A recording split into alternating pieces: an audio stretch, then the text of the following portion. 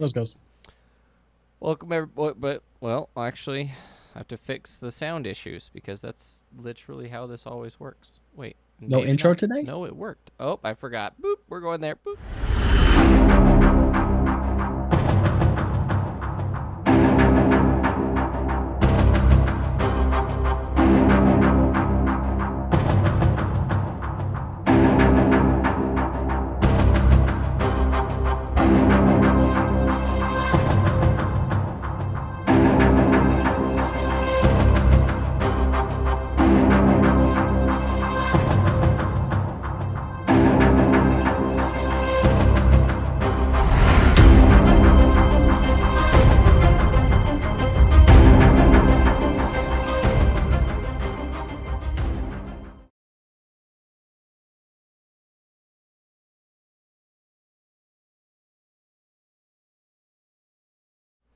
Okay, now we're good. Welcome back to Legendary Tales, everybody.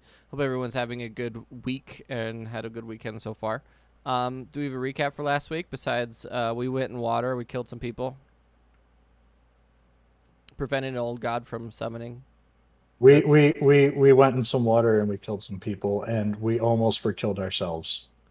This is very true. Yeah, there So, was a lot of death happening. yep. Let's see. We followed a fishman. No, a triton. Mm-hmm. We followed a A triton. His name is trace. somewhere here in A yes, trace. a trace. A trace. And we followed him to go take on what was very likely to be a false god under the volcanic islands to the southeast of the crag. Um, and that took us to a place that I kept calling Merberg, um, Merperson Village. No, it was full of marrows. Was that it? Marrows, yes. Yeah. It was full of marrows, and luckily none of them noticed us, and we sort of made it through that without issue. But then we were greeted by a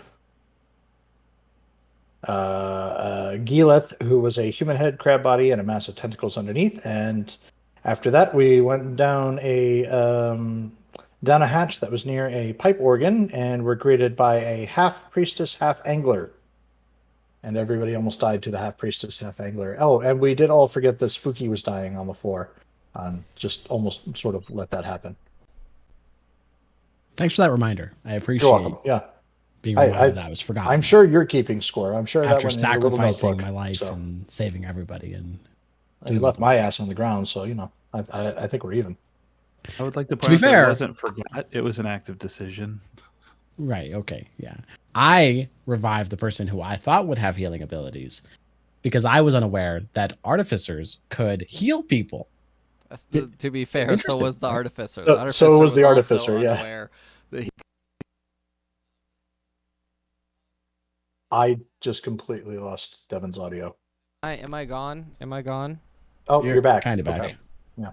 I don't know if it's a cable. Yep, it's the cable. Okay, I'm playing with it. It's pretty bad. The acknowledgement of the epic joke that saved the day. I don't remember any of I, that. I made a dick joke so good that it got me inspiration. Oh, that's which right. is That's what right. I used to re-roll, breaking out of the one's grasp. Fair.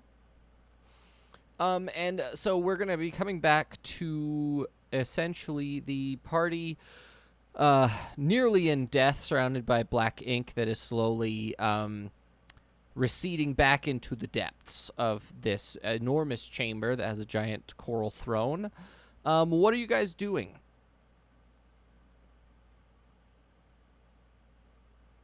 Anybody?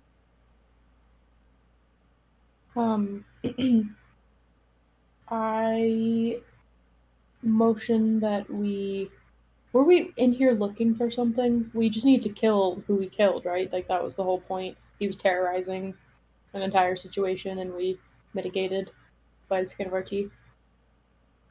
Yes.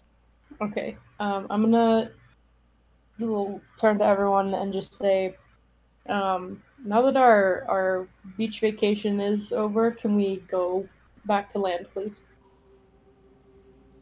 I'm going to turn to Atreus and ask, is there anything else that needs to be done here? Was that the voice in the dark? It was. There is something else I was looking for, potentially. And he swims north past Vidar. He swims over you guys. To the giant, there's a giant book. Sort of on this giant throne that he's swimming towards. And he sort of beckons you guys over.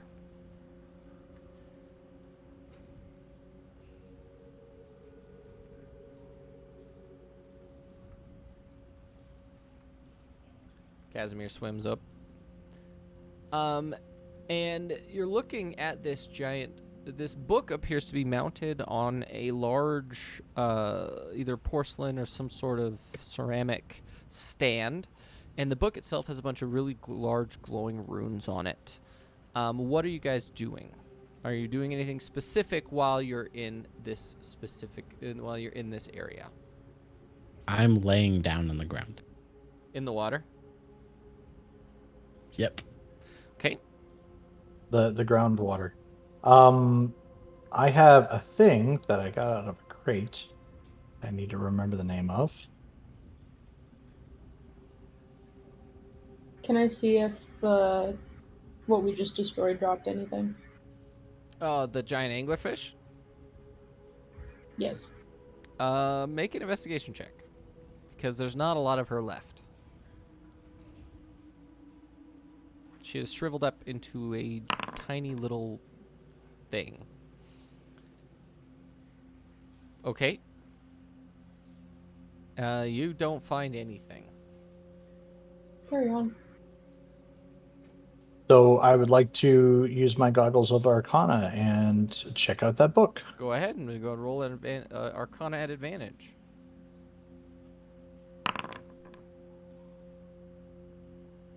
Dang. Starting off strong. Oh, damn it, Devin. What? That's exactly what I was about to say, but I cannot unmute fast enough. Got him. As you're looking at it, you're not really sure what it is. You don't speak Aquan, do you? Which is the water elemental language. Not unless we say that because sea level is inherently underneath land level, that would count as undercommon? No. Not quite there. I speak choose a language. You don't. We already know. We already know what that language is, though. It's not awkward, apparently. As you're looking at the book, he's sort of turning the pages and looking at it, and every page appears to be made of a pearlescent material, like almost like mother of pearl as he goes over it, and there are these large glowing white runes on them. And he keeps turning the page, and then eventually gets to a page and stops, and there's a giant page that just has giant purple glowing text on it instead of the white glowing text, and the page itself has turned to a sort of beetle-esque iridescent purple and green color instead of the normal pearlescent rainbow that is on the rest of the pages. And it's just this one page, it's just one side of it as well.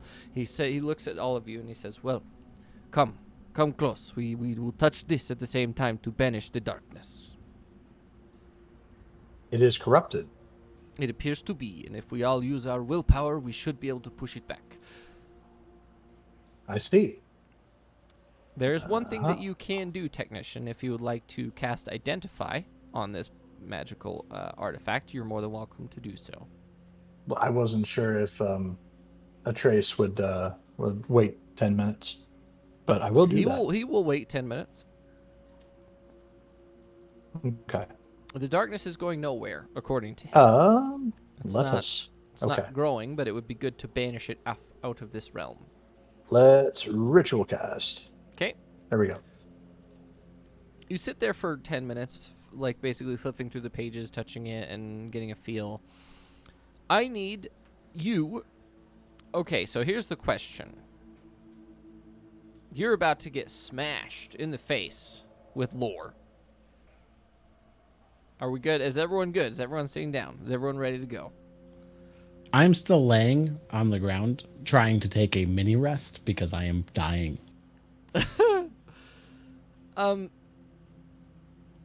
It depends on what you want. We can say, okay, so here's the deal. Because he casts Identify, he's going to be caught on this book for a long time motionless. When I say a long time, I'm talking like 12 hours of just information incoming into him. Okay. Okay? So if everyone else would like to take a long rest, that's fine. He will not be getting a long rest, but everyone else will. And it also depends sounds on great. once you've identified it. It is literally called the Captain's Logbook, is what the artifact is called. And if you would like to remain touching it, we are about to dump some major lore on you. So I should warn everybody, the issue with me not taking a long rest is that I cannot prepare spells and I therefore still cannot heal any of you. So heads up on that. Your internet's also having issues. I don't think you can heal us if your internet's dying. He is frozen for me. Is he frozen for anyone else? I noticed. I'm trying to. Oh, Maybe he already touched the book. Yep. He doesn't have enough Yeah, bandwidth. gone. well, either way, we're gonna hang out until he gets back. Hopefully, he gets back soon. If you guys would like to take a long rest, you can. It's just that one of you basically can choose to not take a long rest and touch the book, and then you will eventually get a long rest later. But Evie is frozen, but Evie, I'm here. Evie is now okay. So Monster's now the game master. Sick. All right, welcome. Hello, Here's everyone. my voice for the characters. Here's my one voice for all characters. You only have one voice for all your characters? Listen, this is my first time. Okay, that's fair. I like sexy men. My name's Evie. That wasn't funny. I am a robot. Hello. I have a dog. Vidar is still Vidar, obviously. Yeah, that's me. That is me. Are you going to turn your Okay. camera on, or are you good? Every. I'm trying. Everything happens to be on fire at the moment. Well, it is. The captain's logbook really messed him up. Yeah, it's. It is currently 100 degrees in Colorado, so. I don't know what happened. That was that's Yeah, craziness. Discord all of Purge a is only sudden allowed wants to to be use about purged. 100%. So. Discord is literally trying to use all of my CPU at once. Do you need to restart or something?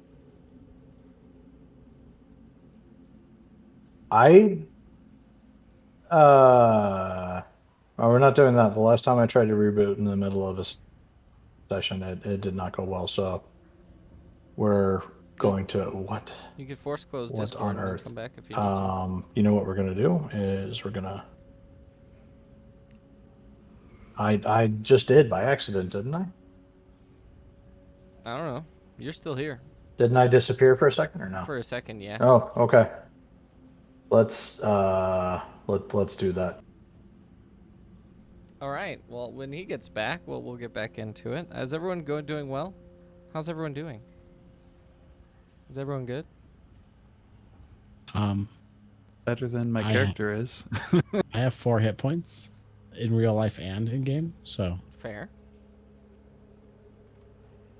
I took a long rest just now, so No, Evie's not touching the book.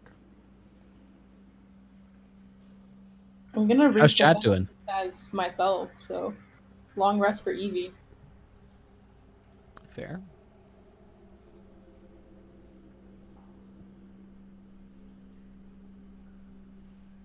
Captain Chat Crunch. is doing Captain Crunch. Yes. Yeah, we're talking about cereal. We're talking about cornflakes and It's cinnamon toast crunch Captain or nothing. Crunch. Oh, really? Is the book, This will now is the- be a dating TTRPG under the GMing of Evie. I love it. Honey Nut Cheerios. Honestly, that is- should be my is one Captain shot. Crunch as, the like, captain from the matchmaker. captain's log? Do you want to run a one shot on my channel, and we can play a dating Yes. sim with the 4 of us? There's nothing I want more than that. Like, this whole campaign has just been a ploy for me to get to know you well enough that you would offer me a one shot on your channel to do a dating sim with the 4 of you guys. I would actually love that. I would actually thoroughly enjoy I would that. write it. I would spend time on it If too. you need help, I will help you. I am more than happy to like help you figure out mechanically how that would work, and I would love to do that. I'm not even kidding. Incredible. Okay. Now that is he back, or is he still frozen? He appears to be. Both. He's both. He's back and frozen. That's true. I did DS Warden in chat. DS Warden in chat got married in a one shot. He literally proposed. Video is freezing now because it's both. Yeah. There we go. That picture. Oh, he's back. All right. Yeah. DS. Yep. There we go. I think maybe I got it to work. DS Warden was in a one shot of mine, and he proposed to his now fiance in it. It was great. It is hard to top that episode. That episode was incredible. Okay, where were we? Technician touching the book. I am also going to offer you this. Yes. For everyone else touching the book, it will reduce the amount of time spent in it by a vast margin.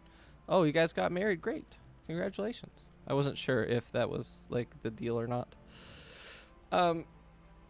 Does anyone else want to volunteer besides Evie? Evie is taking a long rest. She's just, she only has to rest for 4 hours. So technically, if she does touch the book, she can still get a long rest in. Does anyone else want to touch the book to shorten the amount of time that everyone is stuck in a sort of thing?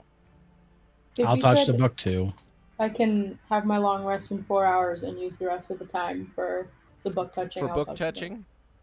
I already took my rest, so I can't retract it. Casimir's gonna float up and get in on it. Vidar, what are you doing? Book touching. You're touching So book? much touch. Defender will also touch the book. Is Defender gonna touch the book? I don't see how Defender touching the book would actually. No, it's not gonna help Yeah, at all. I didn't think so. He does it because he is sweet and he's a Defender just wants to feel included. Defender touches the book. Evie can basically, everyone touching the book all at the same time reduces the time significantly to about an hour of all of you basically sitting motionless. You don't necessarily feel vulnerable, but as soon as you guys touch the book, you notice that all the little like glowing luminescent fish, bioluminescent fish, begin to swirl around closer and closer and closer to you. You all touch the book and you're slammed into this sort of vision of a so imagine you're in space, okay? You've been shoved into outer space and you're looking at this star, and this star is burning brightly, burning the whole thing. Around this star, there are two massive, for lack of a better term, Oort clouds that are made of star things, but one of them is colored green and one of them is colored blue. And they're sort of swirling together around this star, but never really interacting with each other. They're always separate. And anytime they do interact, it's like lightning and things like that. It's almost like time is sped up very quickly as these things orbit. And right at the very beginning, the second that they touch, this sort of small orb appears. I need each of you to make a history check for me, please.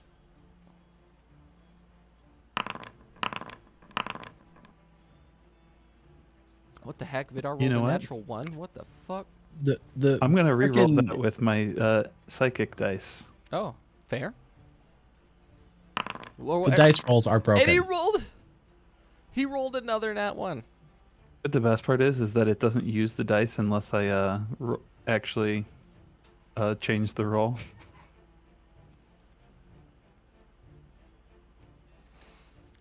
Wow. So you get to use them again if you want?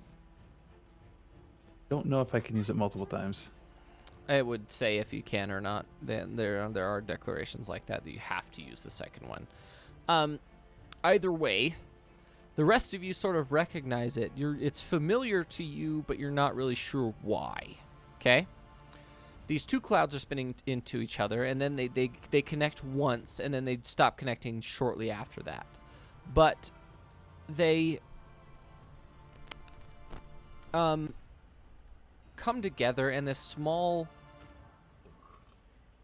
heavenly body is created with the two combinations of these clouds, and you recognize it as the eternal vision. The moon of this world is the first thing to appear in this sort of stellar sort of playground here, and it shines a bright teal, like the combination of the green and the blue put together. It shines literally like it's a giant ball of temper almost. And this takes, you don't really know how long, but all of a sudden you get thrown back into your bodies, and all of you are thrown a little distance away from the book. And the page that you were all holding was like a dark green, purple, iridescent page. Is now the standard pearlescent. It's pearl, and it has like the white lettering on it, and then the entire throne room around you has now changed. Where are you? Encounter throne. It has now. So we just witnessed the creation of this planet's moon. Mm-hmm. The same moon from before. Yep.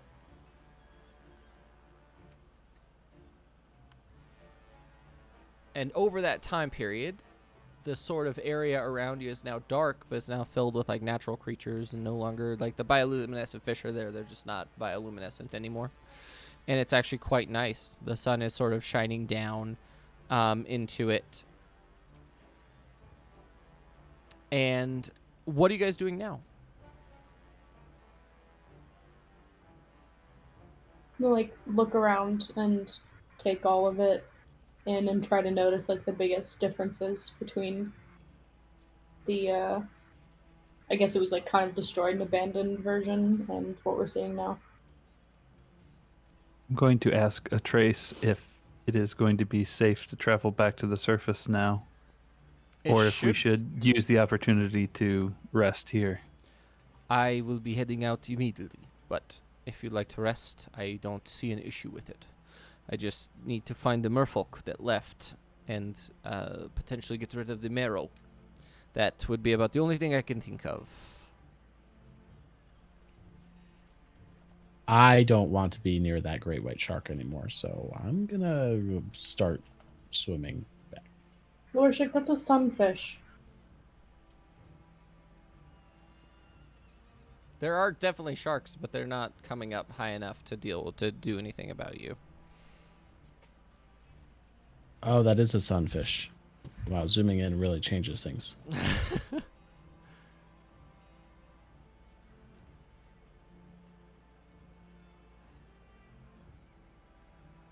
Oh, so a Trace literally just heads straight up to the surface. He doesn't bother, like, the whole, like, cave that was created around these things has sort of crumbled away or dissolved. You're not really sure where it went, but in your hour of experiencing the creation of the Eternal Vision, you have moved on. And a lot of this area has changed back to what it normally looked like. Like the lava from the giant volcano nearby has receded, and all that stuff is hardened into like a very interesting looking pearlescent obsidian glass. It looks quite nice. And you can actually see from here it just gets dark, but it's not that like black inky substance underneath the coral throne. What are you guys doing now? I want to check for any valuables around the throne, like loose pearls or jewelry. Sure.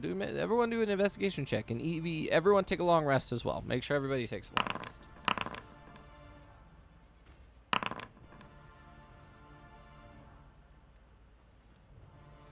Vidar, are you cheating?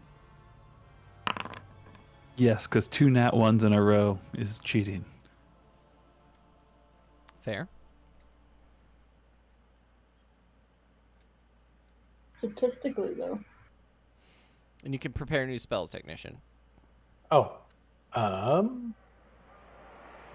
Let's see. I don't think I have a He's way to going do to that prepare from the Astickle? staircase. No, Skyride. The most useful spell for being under the water. I think that it's just when you go into your spells, we don't have your full spell list in there. No. That would be why. Let me see if I It can. does say I have prepared 6 out of 0. I think that spells You're an might be broken. overachiever. I think the spells might be broken for this right now, Okay. which is par for the course. Let's be real. Well, you guys. I mean, I've already prepared them on D&D Beyond, so Okay. we're good.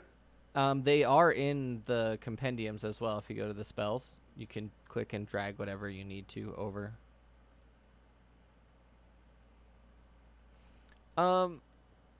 So it's cleared up. All of you made investigation checks. What we're gonna do now is we're gonna roll on some cheeky loot tables, because everyone loves loot, right?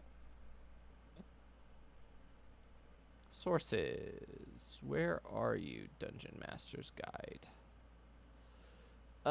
Random treasure. What level are you guys? 7? Yar. Yeah. All right, so I need everyone to roll D100, please.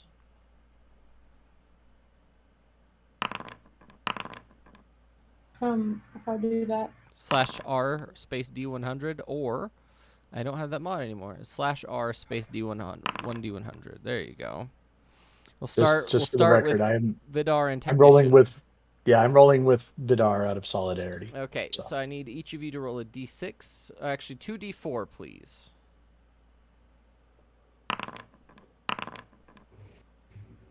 Vidar, you find 5 25 gold pieces worth of art. No, I don't need Evie. I don't need you. You are on a separate section.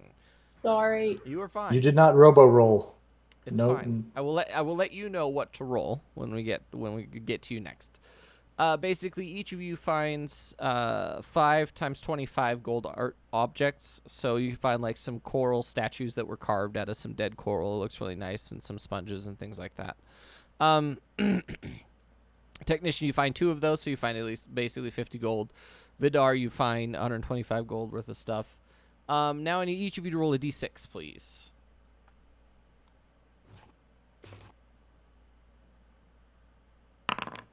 Oh, thanks, Spoopy. Wow, Vidar got a 1. Tech got a 6. Okay, roll a d100 for me, Vidar. You find a potion of healing. Yay. Roll 6 separate D100s for me, please, Technician. You got it. You 6. can also hit up. You can also hit I'm up. sorry. Do you want 6 D100 or 6 1 separate D100 D100 6 times? 6 times, please. Okay. We're Vidar is getting the Gary rule here in a bit with how bad that was. Oh my god. You find 4 healing 4 of those are healing potions. Okay. You find a cantrip spell scroll, which we'll figure out later. And a 1st level spell scroll. So we got Vidar and Technician finished. Yeah, we'll give Spoopy an inspiration for that.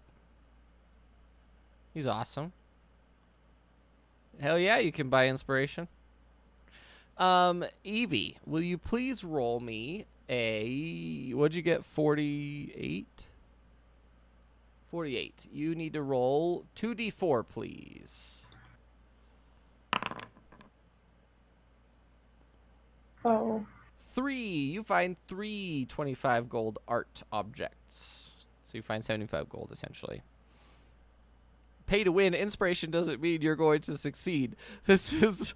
Anything in this game could not be farther from pay to win in D&D.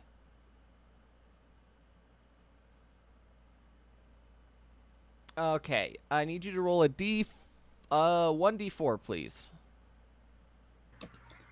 Maybe. Oh. Oh. Roll a D100, please. Oh my! Are you? This is that. I have never.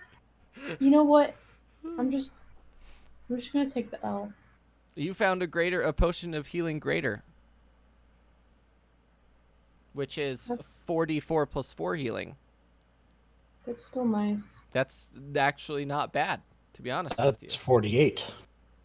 It's 4d4 plus 4. Everything is 4d4. Everything Yeah, is d4s. yeah, for yeah. heals. 4d4 plus 4 is 8. Spoopy got an 85. Okay, 85. Let's scroll down here. I need you to roll 3d6, please. 9. You find 9 50 gold gems. So you find a bunch of pearls that are worth 50 gold each. You find 9 of them. You wanted pearls. You asked for pearls, you get pearls. Now I need you to roll a d4, please. 1. Now I need you to roll a d100, please. This is huge. These are so fucking good. Am I going to let you have that? Yes, you are. I have Do it. inspiration. Do it. Oh, for you, absolutely. We're absolutely letting you have this. This is something I probably should have given you a long time ago. A periapt of wound closure.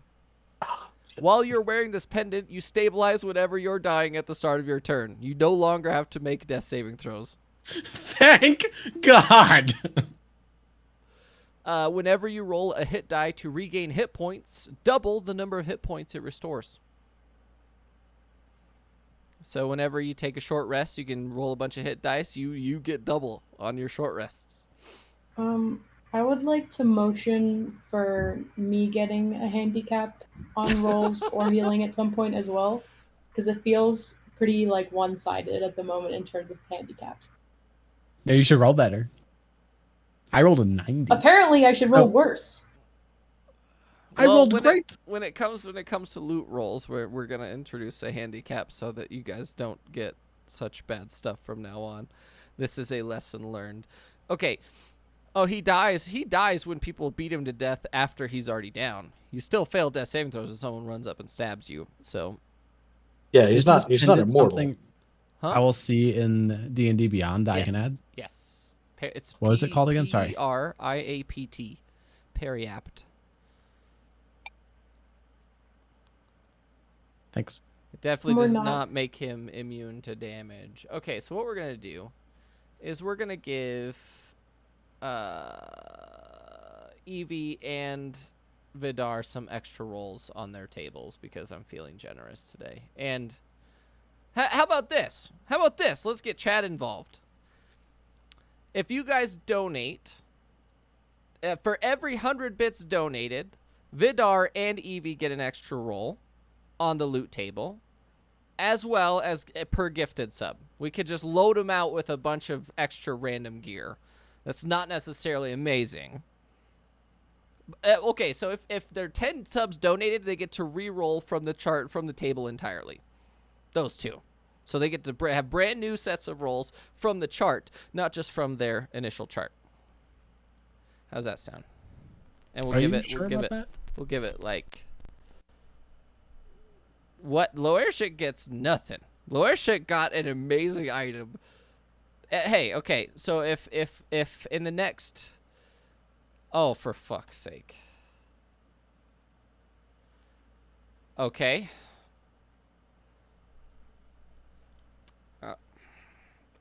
10,000? Oh my god. You don't mess with a man who gets free bits. Now this is how you do pay to win. This is pay to win. Okay. Give me my things! 290%. Okay. You know what we're gonna do with that? We're gonna give everybody in the party 2 extra rolls on the table. Period.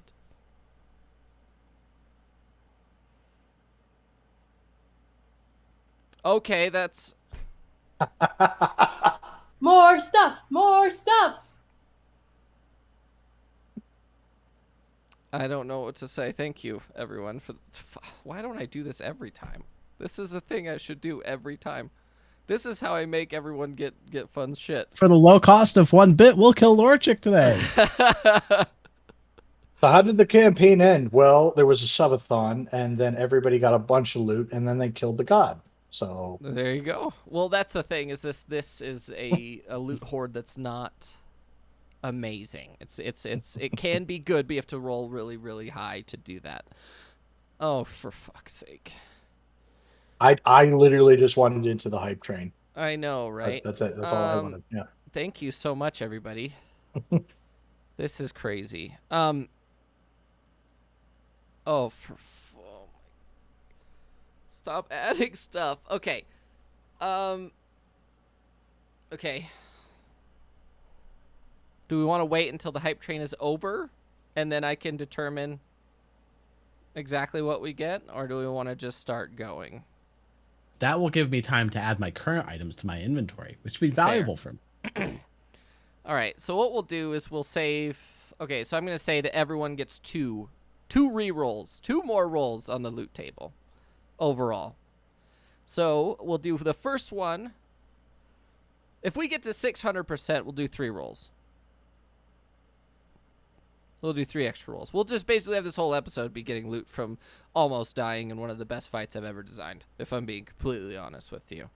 That was a hard fight. That was everyone was sub 10% HP at the end of it. It was great. So, that being said, everybody... Rolls are worth 100 gold. What? Can I just take 4 or 5 instead? What do you mean? I'm trying to add pearls to my thing, but it says pearls have a value of 100. Oh, they have a value? Mm-hmm. Yeah, let's... But you gave me 950s. Just give yourself 450 gold. Just convert it to straight monies. Got it. Just could if I say, oh, for fuck's sake, if I say that you get gold worth of stuff, just add gold. Don't worry about having statues or whatever. Not unless you have an idea to like enchant something with a specific item, like a specific thing. Just assume that it's just money at this point. Okay. So I'm gonna take 400 and keep 1 pearl then. Okay, sounds. Or I'll take 350 and keep 1 pearl. Okay, since they are worth 100 each. Fair. Yeah. That's fair. I need everyone to roll a D100, please. And Vidar and Evie, you cannot roll. I'm not letting you roll anything less than a 50. If you roll less than a... Steel Defender doesn't get loot. Get out of here. I'm just kidding. I know it's you. I know it's you, technician. You're good. Evie and Vidar, you roll until you get above 50. That's not a 50. That's literally as low as you can get. Okay, Evie, you want to keep trying? Okay, this is fine. This is okay. Do they not know how to count an ancient? There it is. There's an 80. Ancient war machine or elf. There's a 50. There's a 50. What? Are you kidding? Like literally the lowest. Roll again, Evie. Possible. Roll again. I want to just. Roll again. Nope. Yeah. I feel like rolling a 1 on a D100 is You know actually what? more impressive than anything else. It kind of is. There. It's There's like one. Go. Okay. Fuck. How many rolls was that? That was 7 I don't rolls. know. 900. That was too many rolls to get more than 50. 51 or above. Okay, so let's go ahead and start off with we'll do Evie first because 88 is pretty fucking high. 3d6, please. All right. Come on. That's not bad. So you get 450 gold worth of gems. Okay. So just add 450 gold unless you want to keep one of the gems. I'll just have the gold in there. Okay, I need you to roll the d4, please. 2. That's perfectly fine. Roll a d100, then roll a d100 again. Are those... Okay, 52. And 64. What is this item? So your first one, since we have someone who can identify, the first one is a Staff of the Python. Requires... Oh, you cannot use it. Reroll. No. Reroll it. Reroll it. A D100? Yep. Oh, sorry. 1. And low is not necessarily bad on this one. Oh. Interesting. Bracers of archery. While wearing these bracers, you have proficiency with longbow and shortbow, and you gain +2 damage on rolls on ranged attacks with such weapons. Ooh. That could be good for someone. And then there's 64. Weapon of warning. I will let you choose what weapon that is.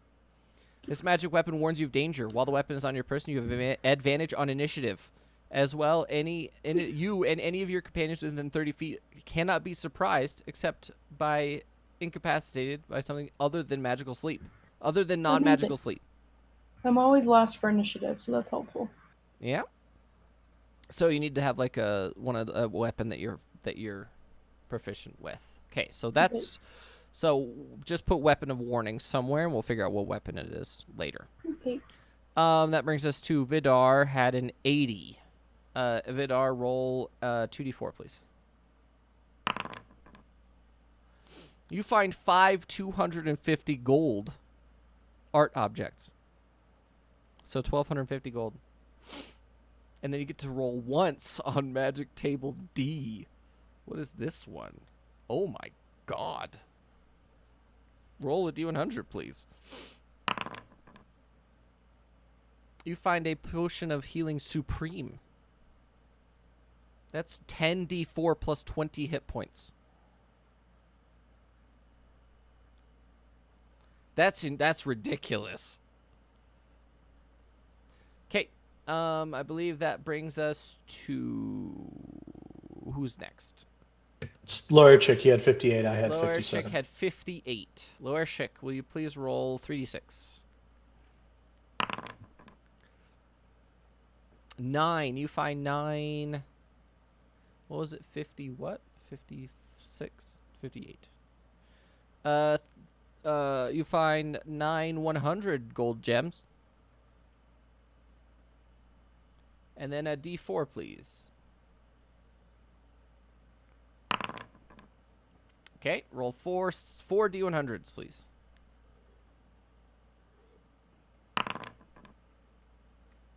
I was like 199, Jesus. 20 and 27. 20, a potion of fire breath. 27 is potion of resistance. Roll a D10, please.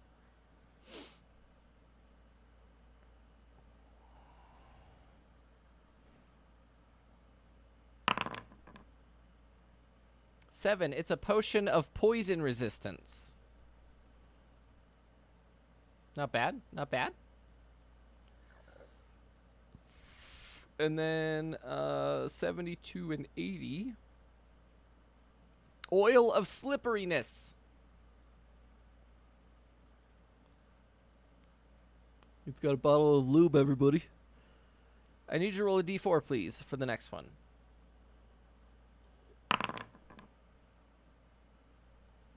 You find a blue sapphire. A blue sapphire elemental gem. It's an elemental gem that can conjure an air elemental. One time. And that brings us to... Did you get all of that? Potion of fire breath, potion of poison resistance, oil of slipperiness, blue sapphire elemental gem, and it was 9 100 gold pieces. Yep. Sure. Technician, 3d6, please.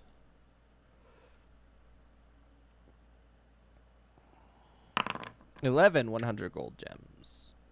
Got it. And then D4, please.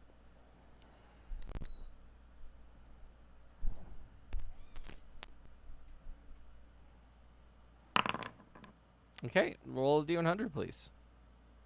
He's an artificer after all. He can make most of this shit.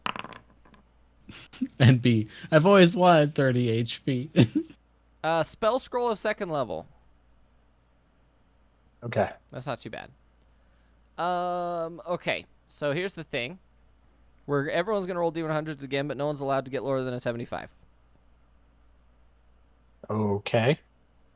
We'll see how that works. I like this game. Is there a way of doing that as part of the roll, Woohoo! like 1D100 K75 or something like that? Actually, yeah, it should be /R 1D100 R75.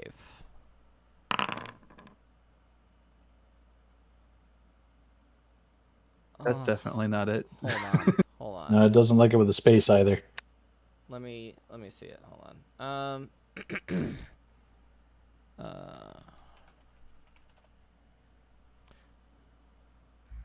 Also, if we're changing the odds to just the upper 25th percentile of the D100, I would like to roll again, and if I get higher than 79, I'll keep it. If I don't, I'll go back to 79. You got Should we just 79. roll a D25? You have 7. Yeah. But that would work. Statistically, that's slightly unfair because there's more chance to get higher numbers if you roll not just a natural D100. Fair. Give me a second.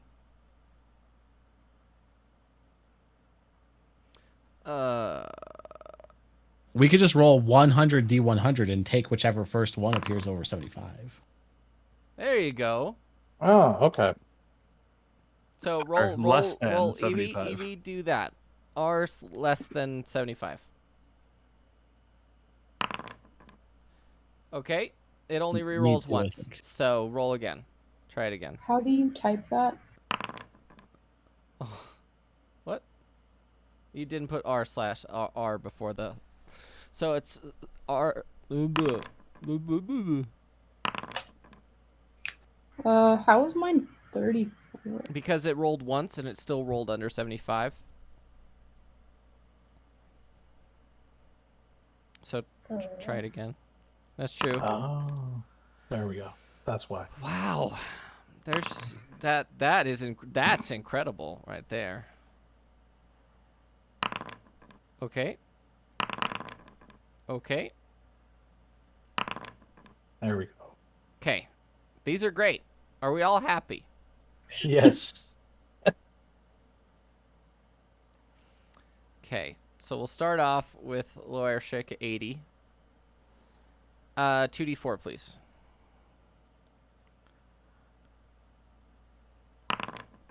You find 5 250 gold art objects. And roll We're just once. going to be tossing a gold piece to everyone now. Not that he wasn't already doing that. Roll 1d100, please.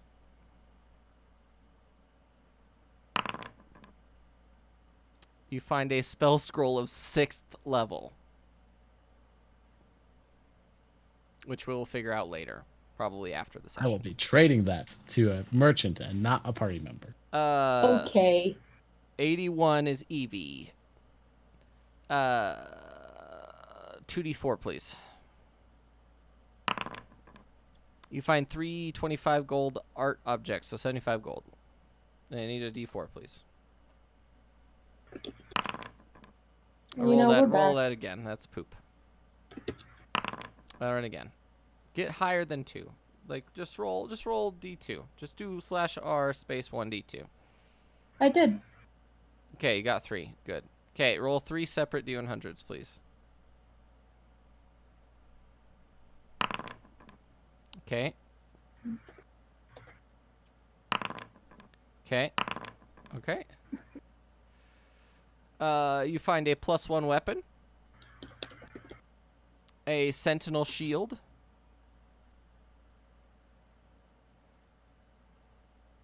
And a bag of tricks. Is it jelly bean filled? There is a beans one, but you did not find that one. Thank God, honestly, it's just been rough going with bags of beans. An ordinary bag made from gray, rust, or tan cloth. This is a rust-colored one. Reaching inside the bag reveals the presence of a small fuzzy object. Oh, hell yeah. You can use the action to pull the fuzzy object from the bag and throw it up to 20 feet. When the object lands, it transforms into a creature you determine by rolling a d8 and consulting the Oh table. my God, it's a freaking Pokeball. Also, technically, it could also be a bag of cats. This couldn't have been better. Yeah, Yeah, actually. You know, screw something that saves your death saving throws or helps So you roll better. A rust bag of tricks can produce a rat, owl, mastiff, goat, Oh, giant my boar, lion, or a God. brown bear. You know what? Are you happy now? Nothing. This was important to me. And this Okay. is the episode where she completely forgets that she has a fire ember kitten as a familiar. Technician. Yes. I need a D2D4, please. You find 2 25 gold art objects, please. Okay. D4, please. I'm sorry, how many D4? 1 D4. Okay. Perfect. 3 separate D100s, please.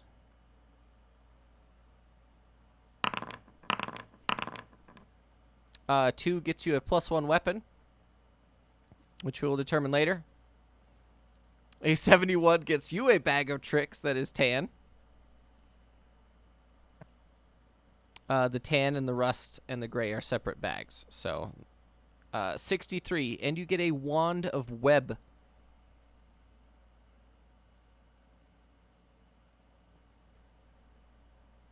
All right, +1 weapon, 10 bag of tricks, and wand of web. Wand of web. Okay. And then we have Vidar with a 91. 3d6, please.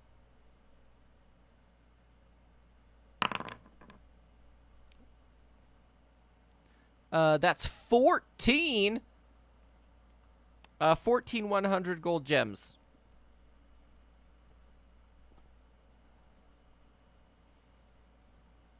And then I need you to roll a d4, please. 3 is perfect. D100, 3 of them, please.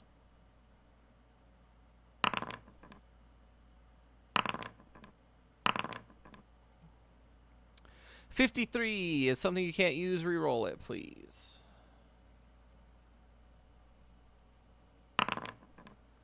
$32, $33. You find 2 brooms of flying and gauntlets of ogre power.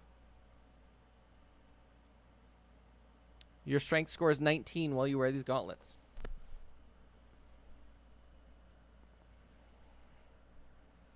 I will give you the option to re-roll them, seeing as how no one in your group really uses those.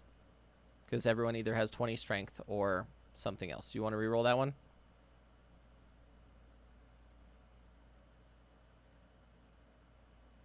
No, I'll keep them for now. Okay.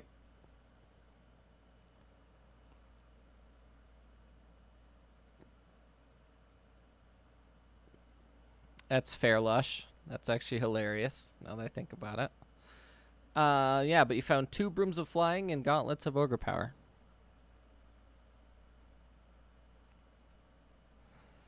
Okay, so I think that's it for loot, unless we had anything else that people want. Any specific requests?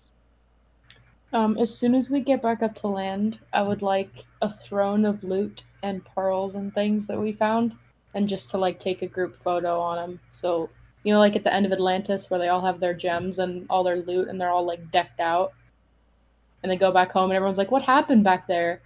And everyone's like, "Oh, you know, just like nothing." Fair. And then I'll frame it, and I'll keep that picture in my pocket. Do you guys want me to roll Casimir's loot? Yes, please. Yeah. Yes, but before you do that, sorry, what is a tan bag of tricks? Because there was no description for that. A tan bag of tricks. Hold on. Bag of tricks tan. It's the same thing that the Eevee has, except yours is weasel, giant rat, badger, boar, panther, giant badger, dire wolf, or giant elk. You have different animals available to you. Got it. I have different animals. Wait, no, that's the gray one. The tan one is jackal, ape, baboon, axebeak, black bear, giant weasel, giant hyena, or tiger. Yes. A couple of the things you mentioned for mine don't show up in D&D Beyond, but we can look at it later. What? They all should be there for you. The Sentinel Shield, and... The Sentinel Shield? Yeah. We'll figure out everyone's stuff. I'll figure out everyone's if we want to try and get everyone added to D&D Beyond, we can try and update your characters all at the same time. But we'll figure that out during break and stuff. Okay. If everyone wants to post all your loot in the Discord channel to make sure I get all of it added. Okay, so I put my stuff as public for you guys. So we're gonna do Casimir. Does Casimir get 2 rolls as well?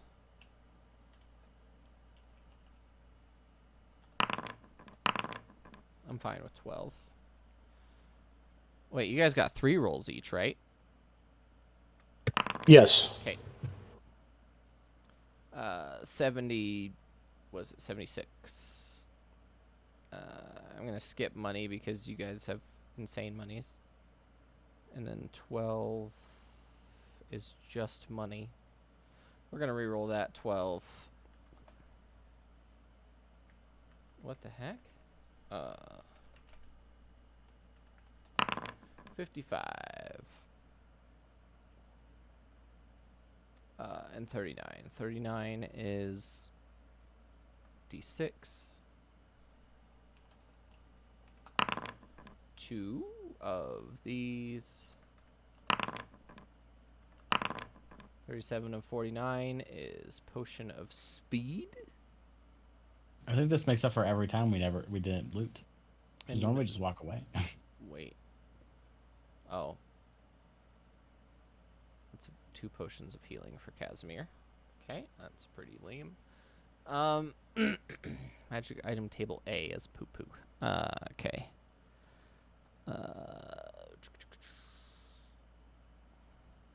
55 is D4. 4.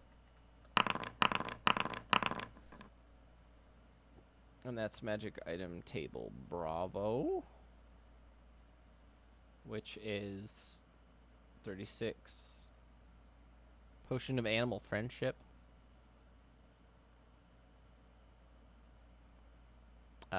Second level spell scroll. An elemental gem. And an immovable rod. That's terrifying with Casimir. That's a terrifying idea. And then the last one was once on magic item table Delta at 55.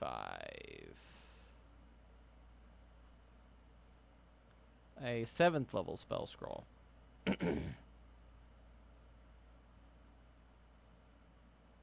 Okay. You got a bunch of worthless potions. Feels good, man.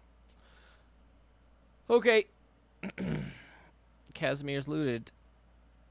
Are we doing anything else while we're still down here? You guys find basically a treasure hoard inside the throne. As soon as the book is sort of dispelled, it closes and then it opens up to this large chamber that you all walk into and find a hoard, an absolute hoard of loot inside. Yeah, and you're good to go. You've successfully pushed back the voice in the dark. Is anyone doing anything before you leave? And before we go back to the surface? Or, alternatively, you could just yeet yourselves back to... back home now. Meta question. 'Kay. How do I know how many things I could be attuned to at once? 3. If you're not an artificer of high enough level, you can only have 3. At what point in this looting process did I pick up the amulet, and would I have been able to attune for an hour while waiting for everyone else to figure out their shit? Probably. Considering it takes 10 minutes for him to identify everything, like each item, you're probably here for a couple hours figuring your stuff Yeah. out. So we breezed through it, but he did say basically what's happening is you guys are picking something up and going, "Ooh, what's this?" And then I'm sitting there for 10 minutes figuring it out. Yep. Got it. And then saying, "You found equipped this." Yeah. my Periept. For each item, it would take 10 minutes. So we're talking like probably an hour, 2 hours, 3 hours, depending on how much stuff you guys have. Except the art, because I do have proficiency in art appraisal. There you go. I wouldn't doubt it, to be honest with you. Like, appraisal is not necessarily a skill I don't think you wouldn't have. I think you definitely would have appraisal as a skill, just by default. And are you guys going to yeet yourselves from here, or are you going to go back up to the surface and go back to Bounty Master or whatever? What is your plan? I think we should go up to the surface. I'd like to see what else it might have changed in the environment. Yeah, maybe we could find a trace, and Lorishik, you can give him one of those weird cards you keep giving everybody. Who's Lorishik? I don't remember my name. I'm not this person. You didn't. I don't recall you looting anything that was cursed. Oh, Monster, Evie, if you want to re-roll that Sentinel Shield, we can re-roll the Sentinel Shield for you if you'd like. I think so, unless, like, I don't know, like, hang on. Like, I feel like I other think people... you're the only person that can use it besides Lorishik. But he rolled something that I could use. Fair. Why don't we figure all the inventory stuff out later, and if we have to re-roll it, we can re-roll it. That's just something I don't really care. Good. I don't really care, to be honest with you. Sounds good. Or you could try to sell it. Okay, we'll figure out later. Okay. So you guys head back up to the surface. It's actually like when you first got into the water, it was relatively dark because it was nighttime, and you guys have arrived early morning back up at the surface, and you do notice that everything here is much brighter. There's like this constant sort of wispy black ink everywhere. It was like overwhelming places coming out of the ground. It was doing all sorts of crazy things, and all that has gone, so your visibility is much higher than it used to be. That being said, it did reveal that in the distance, there was a large like cloud coming towards you, like a thunderstorm, and that cloud is now gone. And I need you all to make nature checks, please.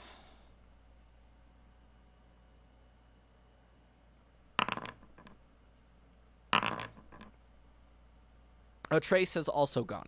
As soon as you guys cleanse the book, he is out.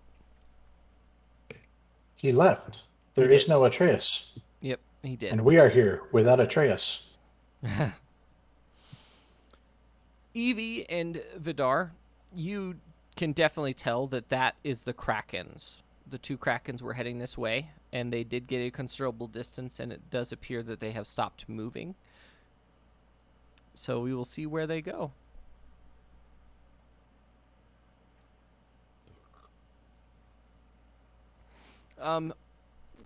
You guys get to the surface, and the volcano was spewing.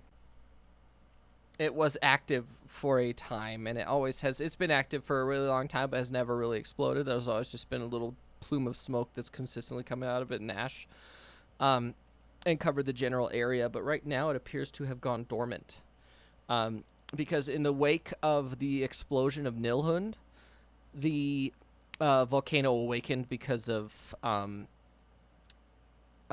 basically huge ground tremors and things like that tend to shift the earth and do all sorts of things past that, and the volcano itself has gone back to being dormant. It has spewed a ton of ash everywhere. You can tell that the very surface of the water here is actually quite calm at the moment because it's sort of it's really early in the morning, so it's not as turbulent as it is until when it gets higher later in the day. And there's like a thin layer of ash all over the water at this point. But the volcano itself has gone back into dormancy for the time being. I need all of you to make perception checks, please.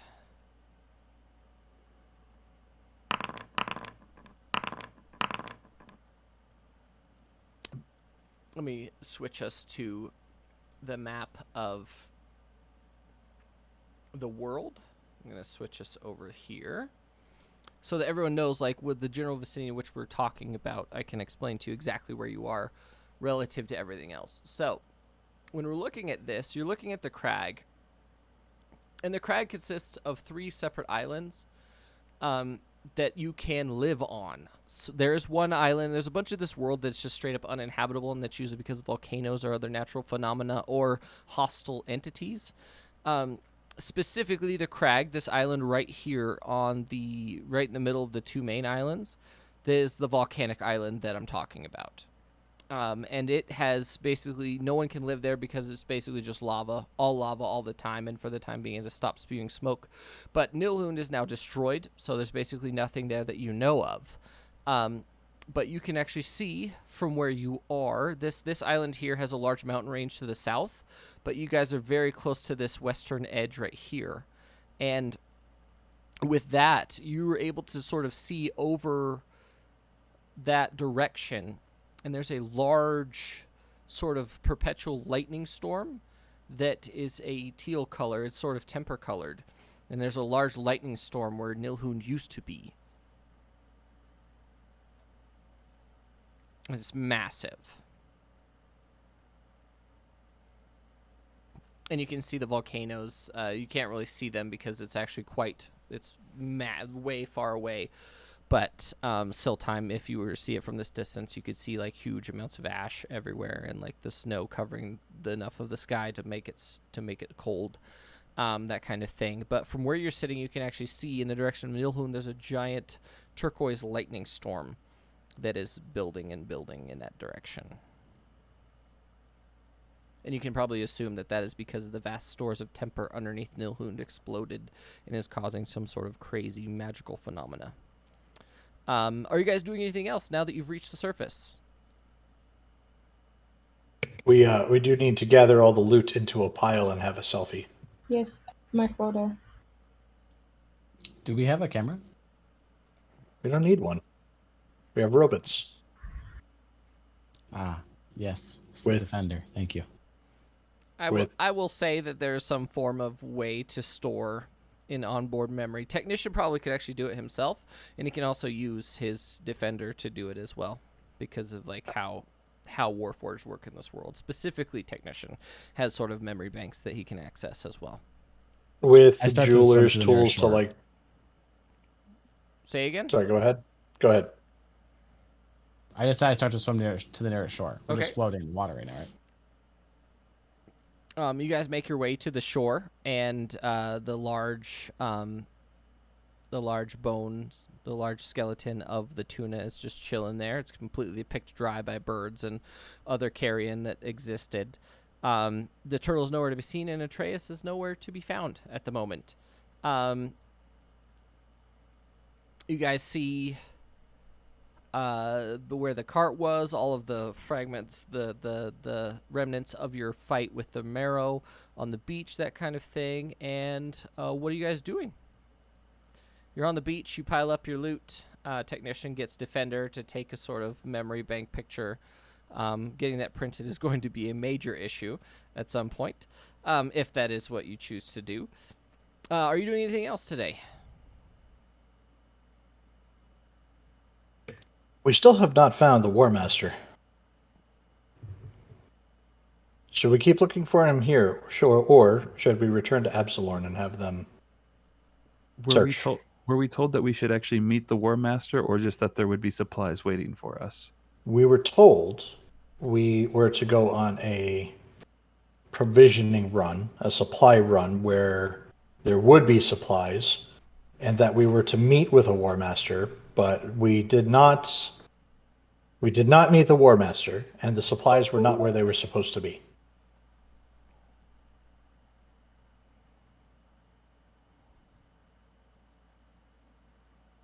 Okay. This is true. All of this is true. But there were also nothing left behind to show that any of the War Master's party, because he was always surrounded by a huge amount of people, with his two Medusae aides, as well as a small cohort of warriors, Lizardman warriors as well. They were closer to snake people, sort of like the Sethrak from Warcraft.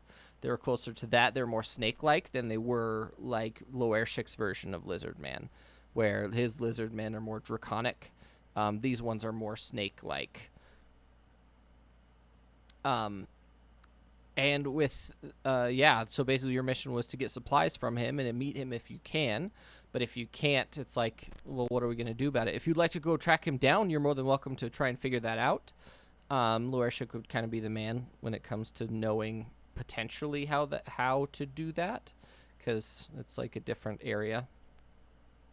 But it's up to you guys. I'm leaving it up to you. Would you like to go back to the warbands, or would you like to go attempt to find the War Master?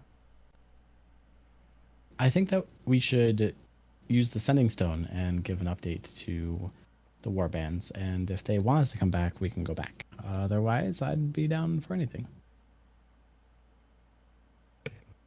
I would say we should probably return to the warbands. The trail is cold here. We do not have a way of finding a War Master or tracking a War Master. I might be able to help us in that matter. If we really wanted to. Well, then maybe we should just tell everybody what we're doing and then see if we're continuing to do that or returning.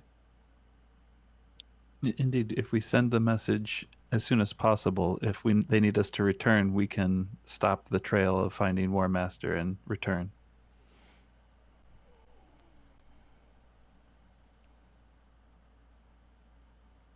I look over to Evie, expecting a nod or commentary.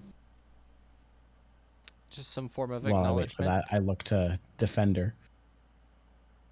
Defender's just happy to be there, man. Defender is just like panting and going, arf, arf, arf, arf. Probably taking pictures now that it knows that it can do that. You hear a little every once in a while. Are you there, Evie? Are you alive? No? I think she died. Or her computer died. Oh. Sorry, I'm here. I'm just having trouble. Do you want to go search for the War Master, or what do you want to do? What were the options? Yeah. I'll send the message. Okay, what message are you sending? I pull out the thing. Okay. And I say, meet. And it glows. It glows. This is your part. There we go. Okay. Met. I forgot his name. A trace? Met a trace. Got rid of darkness. Got lots of loot. Going to search for War Master Haka. Maybe? Do you want us to come back? End of message. Okay. Since it's one way per day, you receive no response immediately. Everyone make a perception check, actually.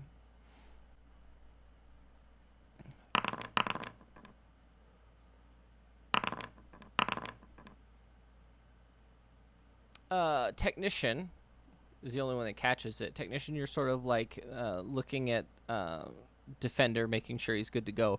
And you turn to your right, and north of you on the beach, a bunch of sand is being displaced by an invisible creature.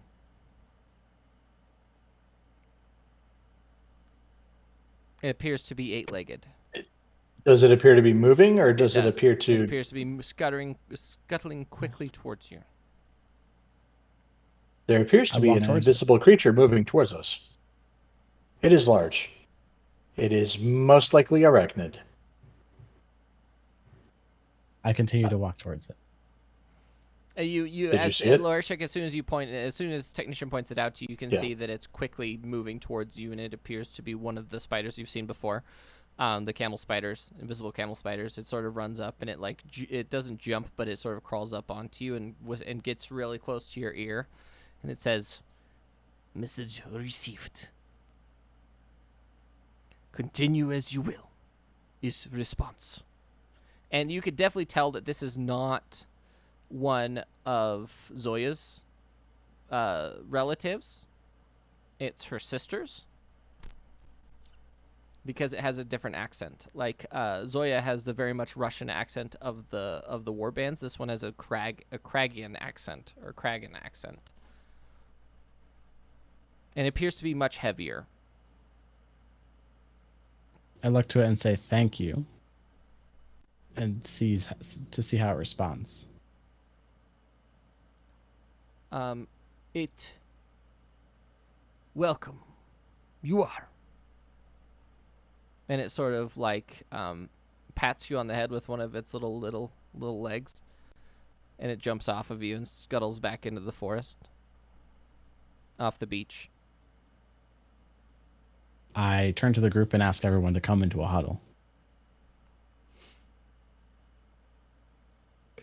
And Technician is going to get into the huddle, but his face is basically going to be right next to Lordchik's face. And full volume. What? We might have a problem. One of Zoya's sister's spiders responded to our message, but they didn't respond via the sending stone. That means that whoever it's attuned to likely couldn't respond, but the message was heard. You can only send sending stones. You can only send one message one way per day period. So you'd have to wait until tomorrow for her to respond to you on the sending stones. Oh, right, because got it. Okay. That's why they sent the spider. I am do stupid, know, so I. We do know that the spiders pass messages. They do not always directly run from wherever they are to wherever the message is going. They run to the next spider, and that spider tells the spider next to it. And it is a long game of eight-legged telephone, whatever that is. Should we be concerned that messages that are intended for the warbands and vice versa are going through Zoya's sister? Hopefully this means her and her sister are getting along a bit better. What if it means the opposite? You are overly suspicious. Man, I have instilled an amount of suspicion I did not expect. It's fair, I'll though. take your word for it. I think things are good. Okay. So It is not that far of a stretch to say these are the spiders that are local to the region, because it has a Kragastani accent. So, well, no, Is that racist? Kragian. It was Kragian. it's Kragan. Kragan. There it is. Kragan. Yep. I went through iterations in my head and I used my version. I don't know why. Kragan. A Kragan accent, yeah. It's okay. I feel spider better, telephone, I think, is what happened here. That's where I'm at. Meta, but so in that case, we should continue on our search. We don't have to return, according to the warbands. agreed. What leads do we have? Well, I might be able to utilize a reptilian network of sorts, if I understand my own capabilities correctly, to be able to see if War Master Haka is around. Do you guys want me to do that? Or do you want to go back into town first? And well, where do we need to be so that you may access your reptilian network? I think I just need to be in a cave or something. Let me think about it for a second. I hold my fingers to my temples and massage them while I meta the DM. With that, we are going to go on our 15-minute break. And we will talk to you guys in 15 minutes. Everyone get drinks, get food, get what you gotta get, and we will see you guys in 15 minutes. Where's my button? There it is. All right, see you in 15 minutes. Bye!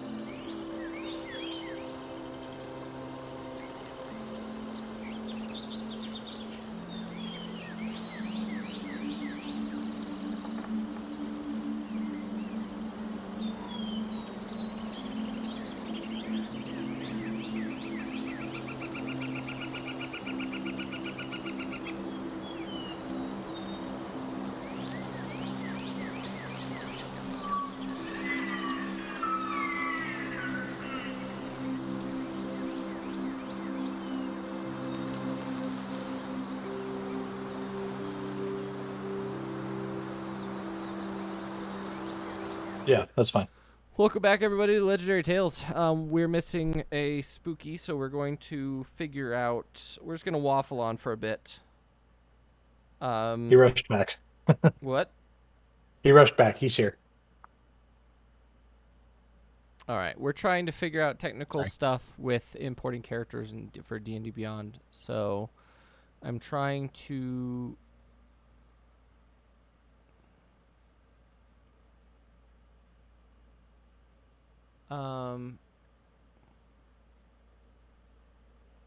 I'm trying to figure out why it won't put his whole spell list in yet. But that's okay. I am not worried about it. Do I need to have it open? Oh, wow. What is that? What did you do there? That was cool. What? Did you change the... Sorry. Oh. I didn't know you would see that. There's grid layout and then there's list layout. So cool. Okay, Vidar, you said you're updated, right? Did you put your spell, your magic items, Loyashik, into your character sheet on D&D Beyond? I did. Everything is up to date. Okay. I'm going to update everybody then. So give it a second. Actually, the only thing I didn't do was equip it in D&D Beyond, but I can fix that after you equip it in here, yeah. And Technician donated his +1 weapon to Casimir as well. What? How kind. What? You already said, have wow, how kind. I know, right? Well, Casimir doesn't. I already have one, I know. Casimir doesn't necessarily. Barbarians don't necessarily need items to succeed. That's sort of like one of their better aspects. All right. Okay. Vidar's updated. Casimir's updated. We have Loyashik to update, and I think that is it. Coggers. What does that mean, Lushmoss? Explain that. I don't understand. No comprendo. Is coggers when a Warforged is poggers? That's actually pretty funny. I should probably put the sending stone in my inventory, right? And attune to it. Yeah, Yes. probably. That would probably be good. Do you not have one? No, I got it. I'll throw it in there. Okay. It doesn't say I have to attune to the sending stone, though. Oh. Either way, I'm not worried about it. It's a spinning pog set in a cog. Okay. I bet that would be an interesting gift to use.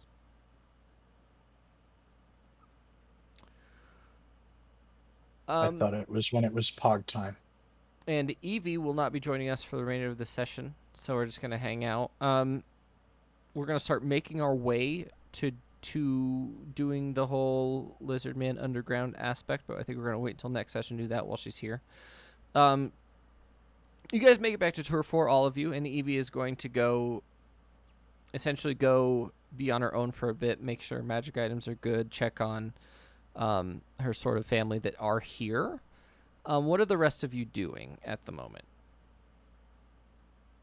In D&D Beyond, I attuned and equipped those gloves already. I think I could probably... I assume I can do both at the same time. Warforged technically don't wear gear. Yes. It takes an hour to incorporate it, so I can assume I can attune and incorporate at the same time. Yep. Well, absolutely. Then yeah, I put those gauntlets of strength on, and then like little robotic things pop out of my hands and kind of disassemble the gloves and reassemble the gloves inside my hands. Sure. Well, the gloves will always be there. So the gloves of giant strength are just like a passive thing. Same with the thieves' tools, the thieves' ones. So I imagine it manifesting in a way that like you're just stronger by default now. But then like when you need to do thievery stuff, your hands turn into tools and you do all sorts of cool stuff like that. Are you guys doing anything else while you're in Tour 4? Where's the music? I literally set music to go, and it's like, okay. I would like to find Bounty Master Sinhald and ask him if he knows where the nearest entrance to the cave system is. I don't at the moment. I believe the last one I saw was north of Turfor, and there should be one between Heindel and Trimbal as well, but I don't remember exactly where it is. Thank you. I appreciate that.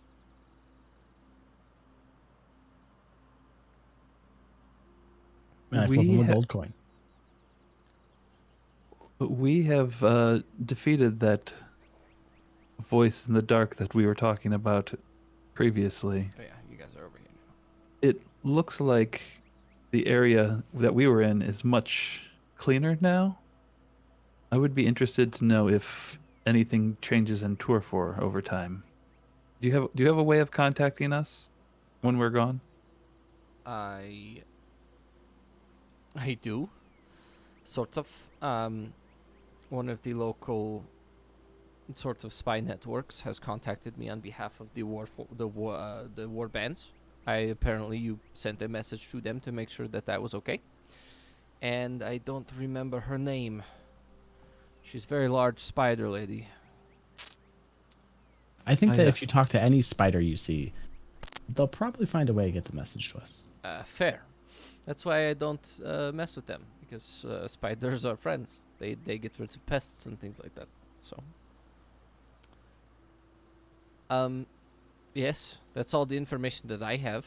You could talk to some of the local druids. They might know more.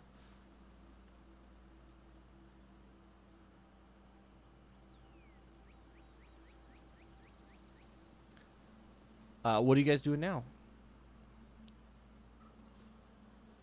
I don't think Rep Rap had anything to do in Turf War except for to pick up the trail of War Master. So, staying low profile. Fair. Vidar, did you want to do anything? Is there any reason to keep gold as gold, or is converting it into platinum reasonable? I would say the only thing is if we were doing coin weight, that would be an issue, but we are not.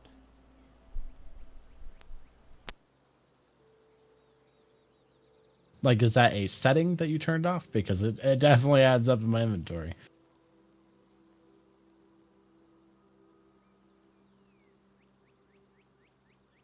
Your mic cut out. Yeah, your mic cut out. Does it actually do coin weight in Foundry? Yeah. So, yeah, it's calculating it as part of the weight of the total inventory. But Apply currency weight. Save changes. No longer applies currency weight. Solved. They didn't have that as an option before. It did now, so uncheck that box. Currency is very heavy when you have lots and lots and lots of it. Would you guys like to go shopping? If you guys would like to shop while you're in Turfor, or if you would like to go down to Skjornsorn is going to have a lot more things available to you. Magic items, not necessarily mundane items, more so than that. Or if you guys would like to set up something extraneous to the campaign, like a source of power. Can you wiggle your cable? Sorry. yeah, you cut out. You've just fully cut out just now. Okay. I need to get. Did you say set up a source of income? You could set up a source of passive sort of passive income if you would like to try like a business or something, or if you would like to make an investment as a party, you can do that. Seeing as how you have so much money between everybody at this point, it's all relative to what you want to do. I'm just trying to give it a little bit more of a free form. There's a little bit of free form within the storyline in and of itself that you guys can sort of maintain something. Or if you'd like to register as a party to the bounty hunters, or like the sort of like the bounty master guild, which is bounty master Sinhall is part of a large guild that determines missions and things like that. You guys, yes, you're on your own thing and you're now associated with the war bands, but that doesn't mean you can't be associated locally with stuff, so that if you are here, you can take care of jobs and things like that. Except we're wanted, right? So we would be registering with the Bounty Hunters Guilds as our alias. Yep, as your aliases. Okay. Old man, I have a bag of holding, and also there's only one member of this party that is actually known to be equipped for a House of Lady Favors. Yeah, Yeah. and that's Evie. Uh-huh. I would like to visit a post office, and I will message you what I'm saying. Okay. Huh. A post office. Okay. Do Send it. they or a courier or anything? Like I want to send something. Okay. What you do is you look for the brand new adventurers, like the level 1 adventurers on their way out of town, and you just stand there holding a yellow exclamation mark over your head. And they're going to come up to you and you're going to say, hey, listen, I have letters that need delivering, but they got to go really far, okay? Okay, here you go, 5 gold.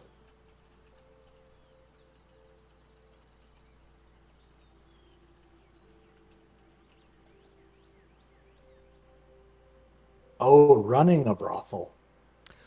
So part of that is going to be in the next session.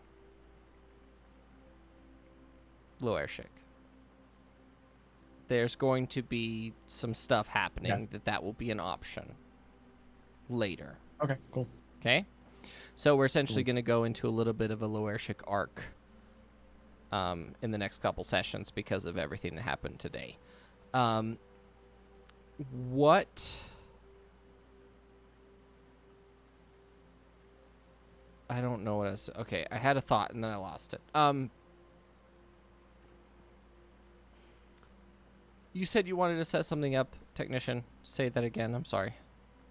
No, I didn't. I was Okay. trying to understand what one old man in chat was saying. Fair. He was suggesting that we start running a brothel. That sounds expensive.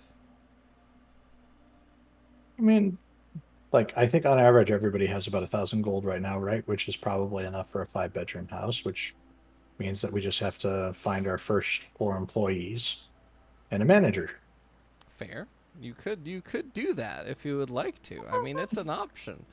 But yeah, none of you are particularly experienced in the ways of love making and or intimacy, especially technician. Speak. I for have a penis. I yourself. keep it in my bag. Oh, okay, that's fair. I would like to invest in a local business. Okay. Can Nice. I find out what Bounty Master Sinhold does for a living and see if I can invest in that? Bounty masters. He actually is paid by the bounty masters. Essentially, for every contract that is fulfilled, he gets paid a flat fee. So, essentially, he finds adventurers like you, and he gives them money. Like basically, the bounty the person with an issue comes to him, and then he goes, well, it's going to cost X and Y to put the bounty up to get people taken care of. And then from there, it's like, okay, well, they're going to need investment, blah, blah, blah. He figures out the logistical aspects of it, and then he gets paid a flat fee for every bounty that Your mic's doing it again. Yep, I saw it. Okay.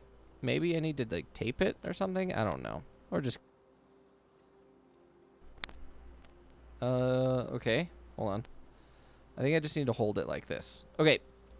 He essentially gets paid a flat fee, figures out logistics of any given mission or bounty in that aspect, and then pushes that forward, and then he just gets paid a flat fee by the bounty hunter, by the bounty masters altogether within the crag. So, for example, with your necromancer issue, it's like, well, there's a guy that's killing people or a necromancer that's taking up things. Well, someone paid him to tell you that, and so on and so forth, and that's what he does.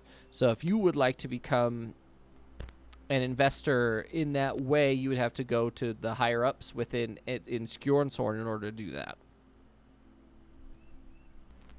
Got it. Is there a meat shop locally that I can? Oh, that stall that we first met at that I bought meat from. I would like to make an investment in his business, please. Okay, sure. You mean Evie's, was it cousin or uncle? No, Sure. the very, very, very first Oh, episode. the very, yeah. very The first very- one. Right where Lord Session Chick tried 0. to fight me for telling him he was being followed or stared at. Fair. Okay. Yeah. That was here, right? Yeah, it That was here. Absolutely. That was here, yeah. Okay. So he's actually nearby. It's early morning. He's setting up his cart. He hasn't really fully gotten everything in set up yet. He has like his little cart, and he's like pulling like these bags full of dried meats and fresh meats out to start cooking and things like that, getting his grill started, his oven, that kind of thing. So you're just walking up to him. Is anyone else with him? Are both of you with him, or what are you two doing? No, actually, Rep is doing something else, but we'll cover that in a minute. Yeah, I'm tagging along. I mean, I was stealing from the guy, so I guess I feel a bit more well off and This gold doesn't look charitable. familiar, right? Okay, good. I'd like to invest in your business. Sure. Okay, so he's just getting stuff set up. You're walking up with him, and yeah, what do you do? Excuse me, sir. You don't remember me by chance, do you? I've seen a few lizard men in my life, and none of them were red, so no. Ah, right. I immediately blank for a second. Anywho, I've eaten your food before, and I would love to invest in your business for some expansion opportunities. Sure. Is there anything specific you'd like to invest in? Because there's a few things that I need that are more pressing, that require I don't want to say significant investment, but one of them would be to hire an assistant and possibly get some sourcing of new meat from a separate area. But it depends. That's about basically... I'd essentially need a building if you want to invest in a building, so I don't have to run out of the cart anymore. That's essentially what I need. I need a... Do you have a specific building in town that you would prefer, or...? No. There's a few that are being built at the moment that I believe are being set up for this sort of purpose. I've been eyeing one of them, but it's like 1,200 gold. So I don't know if you're running around with that much money, but that's what I'm looking at the moment. And he sort of he starts walking toward it, and he's like pointing it out, and it's got a bunch of people around it. They're currently doing construction on this brand new building. So if I say were to acquire the building, the rights to the land or the building itself, and I let you use the building, would you be interested in either paying rent or perhaps a profit share instead? Sure, I would prefer the profit share over rent. Does that mean you don't because make much money? It's not that I don't make much money. It's just that if something happens, I don't want to have the overhead and owe people money. I'd rather just give you what extra I can rather than be in debt. You get what I I mean? think that's fair, for sure. How about I will acquire the building, and we will do a 50-50 profit share for until I make half of my money investment back, and then we can go down to a 30-70 profit share in your favor. And the profit is after expenses and things like that, right? Of course, yes. Sure. Absolutely. But my team will review the books and make sure that of course you're not doing anything shady to And come out net he zero. actually produces a large leather-bound book that he immediately gives to you. He's like, show that to whoever needs it, and an immediate skim over. It doesn't appear to be shady at all. He literally has, I spent this much money on this week for raw meats, and I got this much money from selling said meat and things like that. It literally is like itemized and extremely well done. And this assistant you mentioned, how much do you anticipate they would cost? Do you feel like the increased business that you'd receive from the building would cover the cost of the assistant, or? Absolutely. Because And I don't have to worry. Everything will be set up. There's a whole time aspect from a personal perspective of setting up the cart, moving product to the cart where everything is in a semi-permanent place. It takes away an hour or two of setup. immediately, and then the assistant will be there just to sell.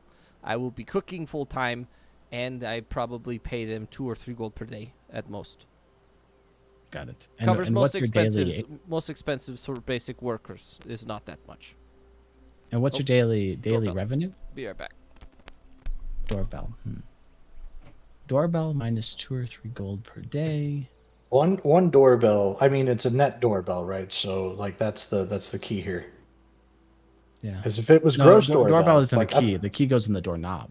no, sorry. The key to the profits is one doorbell net. Because if it's gross doorbell, then you have to factor in doorbell EBITDA. All right, back. Sorry. But his ledger wasn't locked. There was no key for the I profits. thought my food would be here earlier, but it was not. So, okay. And he just explains the overall, basically goes day by day to explain that sometimes meat sells more than others. It just depends on what you're doing, and what everyone's feeling. If there's people that come in from out of town, that kind of thing. And essentially, what he's asking for is if you want to buy the building, and pay for a sign. That's pretty much it.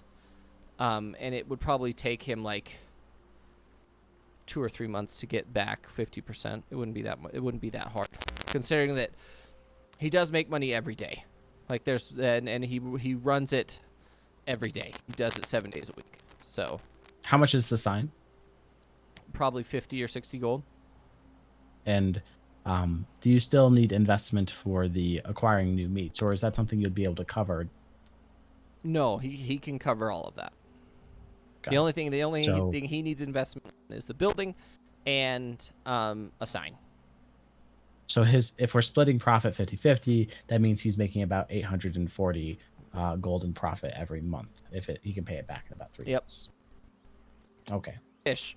When you're looking over the books, he's yeah. been doing this for like 5 or 6 years, and some months he goes down to like 300. Some months he's like 2,000 golds, and it's usually seasonal based off of like events.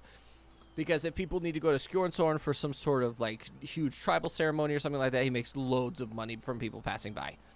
But there are always dry periods and things like that. So I assume his profits typically go to cover the dry periods. Yep. And that's why he's not running on tens of thousands of gold after doing this for years and making 840 gold in profit every month. But looking all the way back, looking at his books all the way back, he has significantly increased his profit. Okay. The growth has been exponential. His product's been better over time. Okay. Yes, and that's purely because of meat sources. He started off with really bad meat, and then eventually he got enough money to get good meat, and then outsourcing to different meats has been his ability to actually get into it. This merchant is not stupid. This merchant is actually very, very smart. It just takes a long time for him to get things done because of lack of natural resources or availability, or just for him to have time to go do stuff. And having an assistant would also mean that he doesn't always have to be here, or he doesn't have to work every day. That's another huge part of it. You get what I mean? Of course. I hand him his ledger back and say, thank you. This all looks in order. If I need it again, I'll let you know. Give me just one moment. I need to discuss with my potential business partner, if that's okay. That's fair. I will be setting this up. Thank you for the opportunity, by the way. And he like sort of shakes your hand. He shakes it like really hard. He looks really, really excited.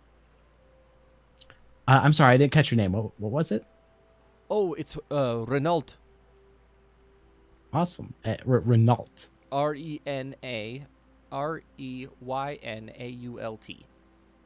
Got it. And what would we be putting on the sign for the building? I haven't actually thought that far.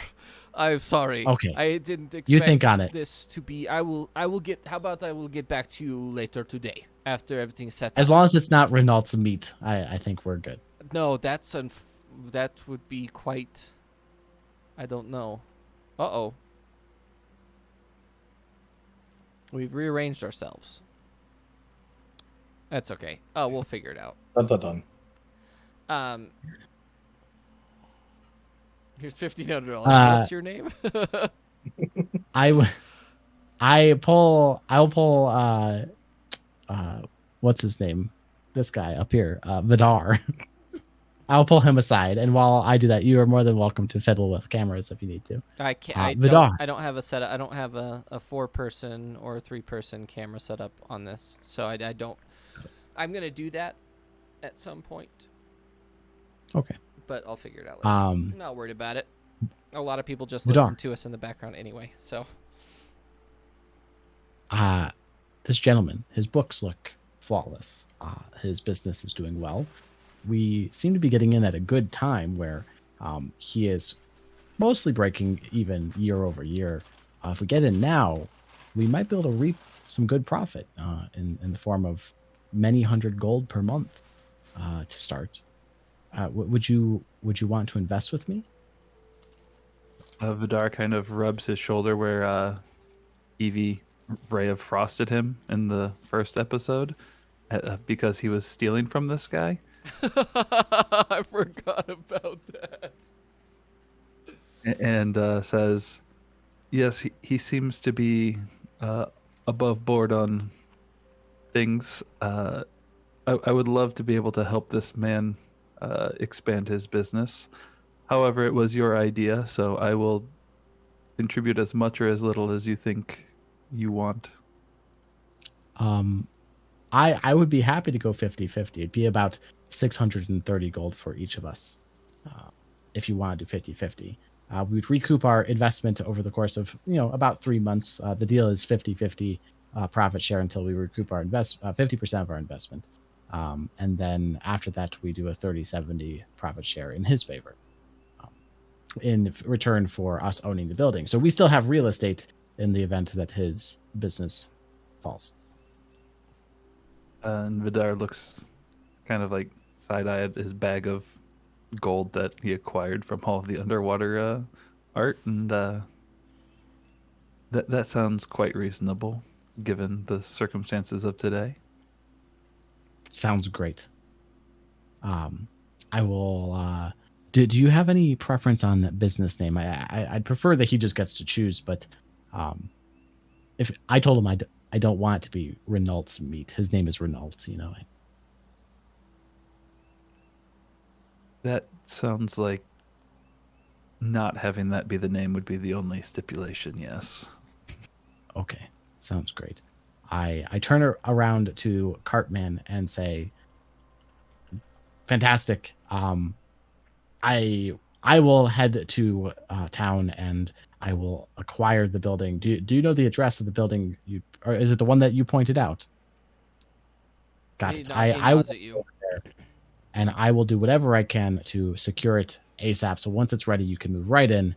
And I hand him 60 gold pieces for a sign, and say, this is for the sign. We probably won't be in town when the building's done and you get moved in, but feel free to use this to invest in the sign of your choice. As long as the business name isn't Renault's Meat, I think we'll be okay. And my friend here is going in 50-50 with me, if that's okay with you. Sure. He's just really, he appears to be very overwhelmed by everything that's happening. It's happened so fast. How much would your entire cart cost today? How if you sold everything, how much would it be? If I sold everything I have, I would make about 400 after expenses and everything. So the total cost, if someone walked up to the cart and bought everything on the cart right now, would be 400 gold? Plus the cart? No, the cart you'd keep. Everything on the cart would be about 800. That's the issue. It's like I have a lot already and it just needs to go.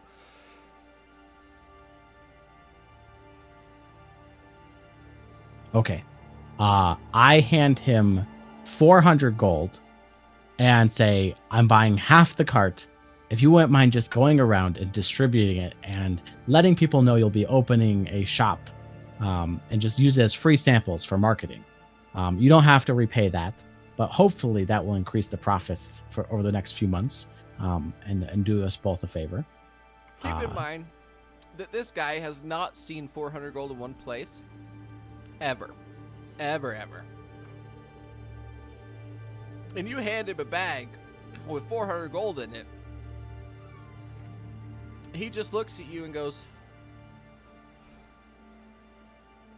make an insight check for me, actually. Oh, God. Since I'm sitting right there, can I be watching him do this as well and roll? Yes.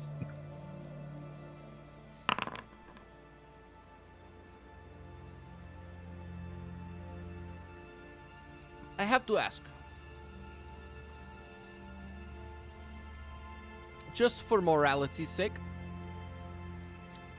where did you get this money? There was, well, first off, I might come from a background that affords me some wealth because of inheritance, and also we do contract work. We just went and banished a horrible dark voice that was luring people in and taking them over and causing them significant pain. And as it turns out, the victims of all the people that this person killed had left behind some treasures. So we acquired some of those treasures since no one was around since they were dead. So yeah, that's where a good chunk of this investment's coming from. Adventuring work is high risk, high reward. Fair. Exactly. It just the only time I've ever seen this kind of money thrown around is when a bunch of gangsters come into town and think they own everything. So forgive me if having this much money handed to me makes me a little suspect. Okay, I just forgive me. For sure. If anything, we'll protect you from gangsters. So if any do come to That's town, some shady shit, let my us know. friend. If you could just not use the word protect, that's ideal. Okay, I'm not trying to push you away. Just don't use the word protection, because if it means anything to you, we actually just returned from saving the statue that was crying in the middle of your town. Oh, that was we're you. Just here, yeah, we're just here to help. We don't want to cause any trouble. We just want everyone to be happy. Yeah. How about Renaud's rations? I love it. That's great. It just came to me. Would you? It just came to me. He's like. Would you mind? If we went and we just drew up a contract really quick, just to make sure we're all on the same page in terms of terms, and Absolutely. I'm not gonna be in town. Great. I take him to Bounty Master Sinhald because I don't know anyone else in the town. Bounty Master looks at you. He's like, "What are you doing with Renaud? What are you doing?"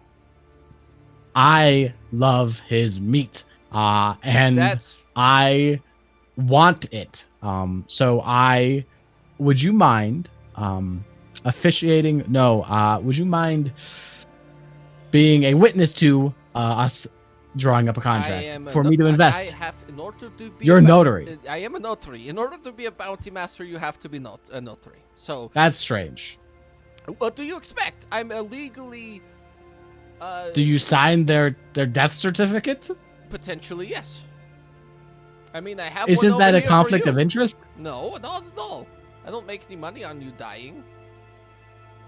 Well, technically I can, but morality would approve. Do you have paper or a tablet or something so we can drop this contract? As much as I love you signing my death certificate. Of course. And he sort of walks over to a large wooden trellis that has a bunch of cubbies in it, and he pulls out basically a handful of like stack of paper and hands it to you. And he hands you an ink and quill. Do you know how to write in common, Loershik? Do I? Probably not. To be honest with you, I doubt. I know common, but you know how to speak common and read common, but I don't think you know how to. I don't think you would know how to write it very well. If I dictate to you, would you mind writing for me, Bounty Master? Thank you. I normally know how to write, and I do know how to write. I just my hands hurt from the adventure. I can't do it right now. Fair. You did have quite the adventure. And I dictate to Bounty Master Sinhald the terms of our agreement. Okay. And I point out at the end, is there a local bank that I could deposit my portions into. No, we don't. We don't run on Okay. that system, but Bounty Sinhald, would you mind collecting from Renault here what's due to me and my totally human friend, whenever every month. Then whenever we come back to Tour 4, we can how about this? collect from you. I will have faith that he will deliver it to me. I will not be a muscle man in this sort of shady deal That's fine. happening. I have faith in him delivering it to you as well. I do as well. We will own the building after all. So, by the way, we're buying that new building. We're buying that. So we're gonna buy that and then we'll own it. I will get That's with how the, I buying will it get with works. the mayor, and if you want to give me the payment, I will get back with you today. I just have to. I have to go meet with the mayor anyway. So Sounds great. That's perfect. I give back. I take out a giant fucking sack of 1,200 gold and plop it down. Renault just looks at it and goes, "Are you sure this is in Bounty Master?" Adventuring Bounty pays Master well. looks at him Yeah. and goes, "High risk, high reward." And they just sort of give each other like a sus look, and they're like, "Sure, why not?" Perfect. I look to Vidar and say, you can give me, your portion whenever. So that was 1,200 plus 400 plus 60, right? Got it. And I let Vidar know that I don't expect him to pay for the marketing costs unless he wants to. He doesn't have to. So 1660. Oops. Technician, what were you doing? Right. So Technician was going to actually be talking to people about how arcane magic users around the world are being abused and driven from their homes and So you're doing made your into lore-keeping refugees. stuff again. Doing some lore keeping you're stuff, doing- but you're doing your more importantly, trying to drum up a little bit of a resistance. Okay. Yeah. So specifically going into taverns and saying something to something to the effect of today they come for the arcane magic users, but tomorrow they may come for you.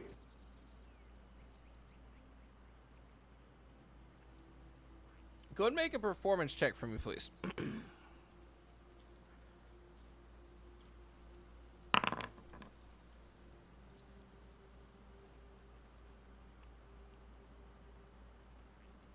Damn.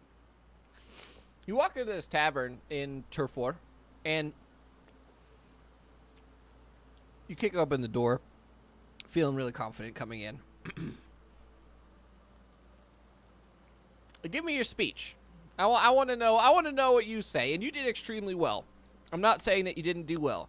You did incredibly well. So convince me that this is a thing. Give you a speech.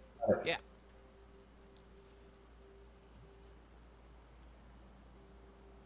Okay, so kick in the door. Friends, around this world, since the fall of Nilhund, people have been driven from their homes. Mothers, daughters, wives, husbands, sons. They are all being abused. They are all being driven into poverty, sometimes slavery, or worse, death. These things are being done to them out of fear. These things are being done to them because people do not understand that they themselves are being abused, psychologically, emotionally, to the point where they only react with their fear. I am here to tell you that if this continues, it will not bode well for other groups. Today they come for the arcane magic users.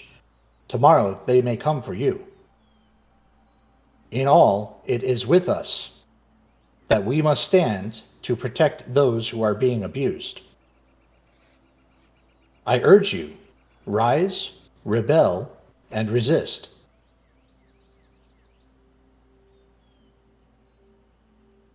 Do you need more speech? Because you seem to have more sandwich. Okay. You see that. And a bunch of these, like, strong, strong-looking, if not previous adventurer types, start standing up and like cheering. They're like, yes, yes, and it's at this moment, like, you've spent most of the time, like, especially the conversation between Loershik, Vidar, and Renault, looking for a tavern in a place where lots of people are gathered. In the first place, that's where most of the time was spent. And as you're doing this, Bounty Master Sinhold sort of walks in, looks at you and listens to the speech. And he comes up behind you and he says, I've already been working on it.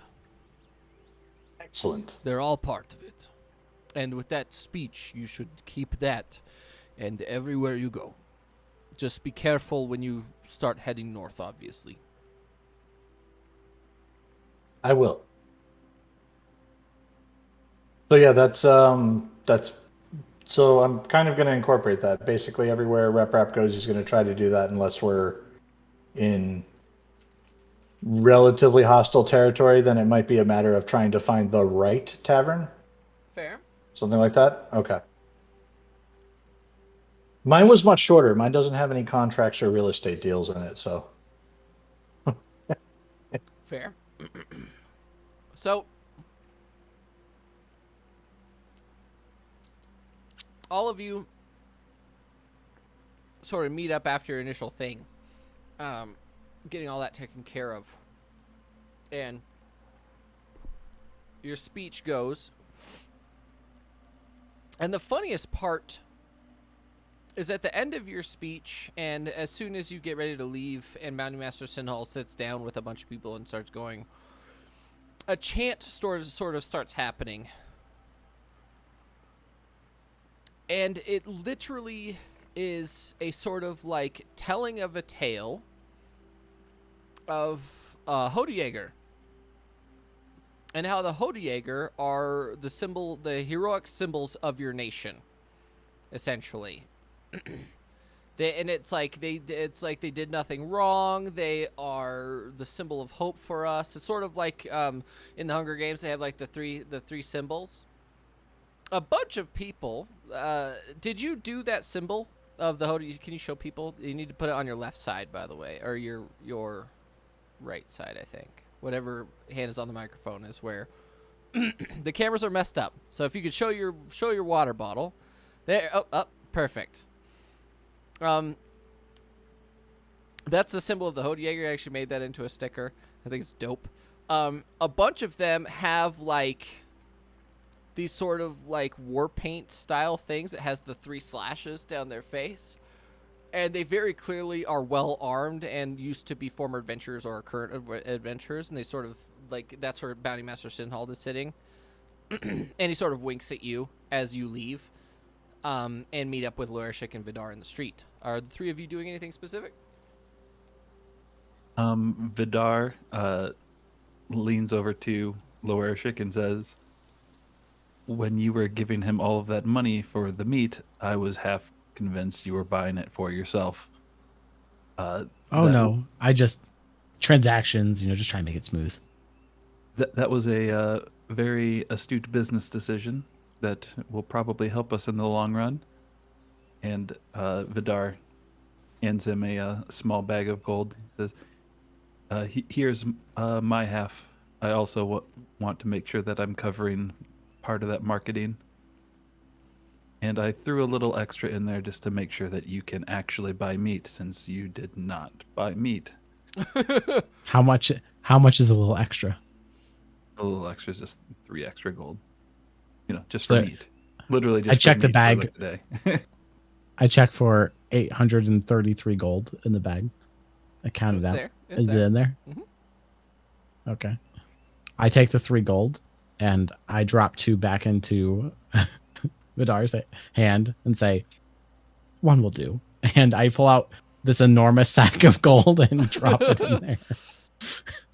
And as you're doing that, you guys are looking around, and Renault is actually like taking his cart and dragging it by hand, and just giving people meat. He's just like, I'm opening this new store. He's like, I got this sign commissioned by the carpenter in the forest, out of ironwood, and it's going to look amazing. We sat down for a few minutes and figured it out, and he's going to put it on that building. That building is going to be mine.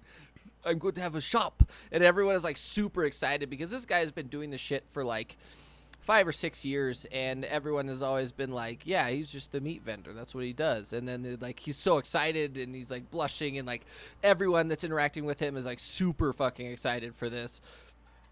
And he's like, and he's sort of like also surveying people to see if they'd want him to get bread and possibly get the bakery to supply bread so he could make sandwiches and all sorts of other cool things with the basically with the money that you're investing into it. He can now focus on doing other things as well as just meats. So when it's like Renault's rations, he could actually make ration packs for people, because that's a huge thing. Traveling between areas takes a long time. You have to have food. He doesn't necessarily need fresh meat for that. He can start smoking it and doing other things and start investing into it. Considering that he only has to pay you monthly relative to what he has, he can use the rest of that to start getting equipment and hiring people to help him and things like that. So you've never seen someone so excited, except for when Evie got her Ember Kitten. This is like the only time you've ever seen someone this excited was when Evie got her Ember Kitten. Are you guys doing anything else while we're here, or would you like to move to a different area? By the way, Casimir has just been chilling in like the middle of the street, sat down, looking over this new axe that that technician found him, and surprisingly he's been using some really, really nice tools that you've never seen him have before to carving. Basically it's a great axe, but it's a large bearded axe, so it's like a straight top and then has a huge curving blade on it, and in that he's been carving and engraving a huge Krasengrits bear into it. And the handle has like this long leather wrapping on it, but at the very top of it, on both of the cuffs that hold the axe blade there, are made of temper. And as he's like carving it out, you can actually see that he's sort of like channeling some of his spirit into it, and like the little engraving is filling with this sort of like red blood. It almost looks like blood or red paint, but it's like glowing slightly as he's engraving this bear into it. One side of it's completely finished. It looks amazing, but he's literally just been chilling in the cold, not giving a shit, just carving away at this bear into this axe blade, and it looks amazing. If you want to go talk to him, but that's Casimir, your axe art looks profoundly good. Oh, thank you. I have been doing this for many years, and from one artisan to another, this is phenomenal work. He sort of blushes for a second. He's like, "Oh, thank you," and he keeps going, but you can definitely tell he's flustered by receiving a compliment. Which he never receives compliments, so is like sort of like, I don't know how to deal with this emotion right now, so I'm just gonna keep going. Yeah, but that's what Casimir's been doing. He's been carving this giant symbol into this axe, and it looks amazing. And you can tell with all the money that he found, he bought like a really, really nice backpack that is directly linked into his harness. So he can, and he also has like quick drop straps on it, so you can pull these straps and the whole thing drops off, so he still remains unarmored and he doesn't have to worry about his stuff getting ruined. And all of it has like this, everything is Krasengrits. This dude lives, breathes, and eats Krasengrits all the time. That's literally all he does. Is everything is labeled with the big red bear, or it's red, or it has like fur on it, and he's like this big winter like in his bag, but not on him, he has a very large fur coat or fur cloak that he has in there. He's not wearing it, but he has it. While this is going on, I see Renault walking by with the cart, and I call out to him and ask him, Renault, would you mind giving my friend here, and I point to Casimir and say, would you mind giving him one of those samples so he can try your meat? Of course.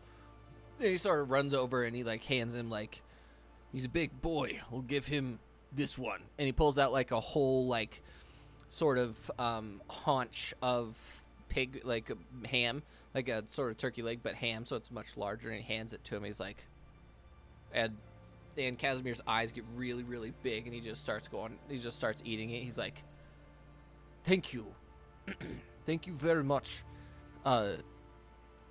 He looks at you because he forgot what your name was, and he just says, Mine? Thank you. And he just starts eating. He's like, I forgot what your cover name is. I'm just gonna eat this. I tell him I hope you enjoy it. Me and Blood Curdler we invested. That sounds fantastic, friend. I really appreciate it. Oh, this is so good. Oh my gosh. Make sure you tell all of your friends about Renault's rations. Are my only Definitely not Renault's friends. Tell all the war bands. Sure. He just sort of looks and he just keeps eating, like awkwardly. Anyway, question. What's up? I have a quick meta question. Okay. Are we wanted, like, on our other identities? Is that known that they're members of the Kraz and Grits? So the fact that Casimir is loaded to the teeth on Kraz and Grits imagery is not an issue? The thing is, you could walk up to anyone in this world. If they don't already have a warband symbol, they don't know what the Kraz and Grits is. Because the warbands have been so cut off from the rest of the world that if there was a warband army here, you wouldn't even know it. They wouldn't recognize it.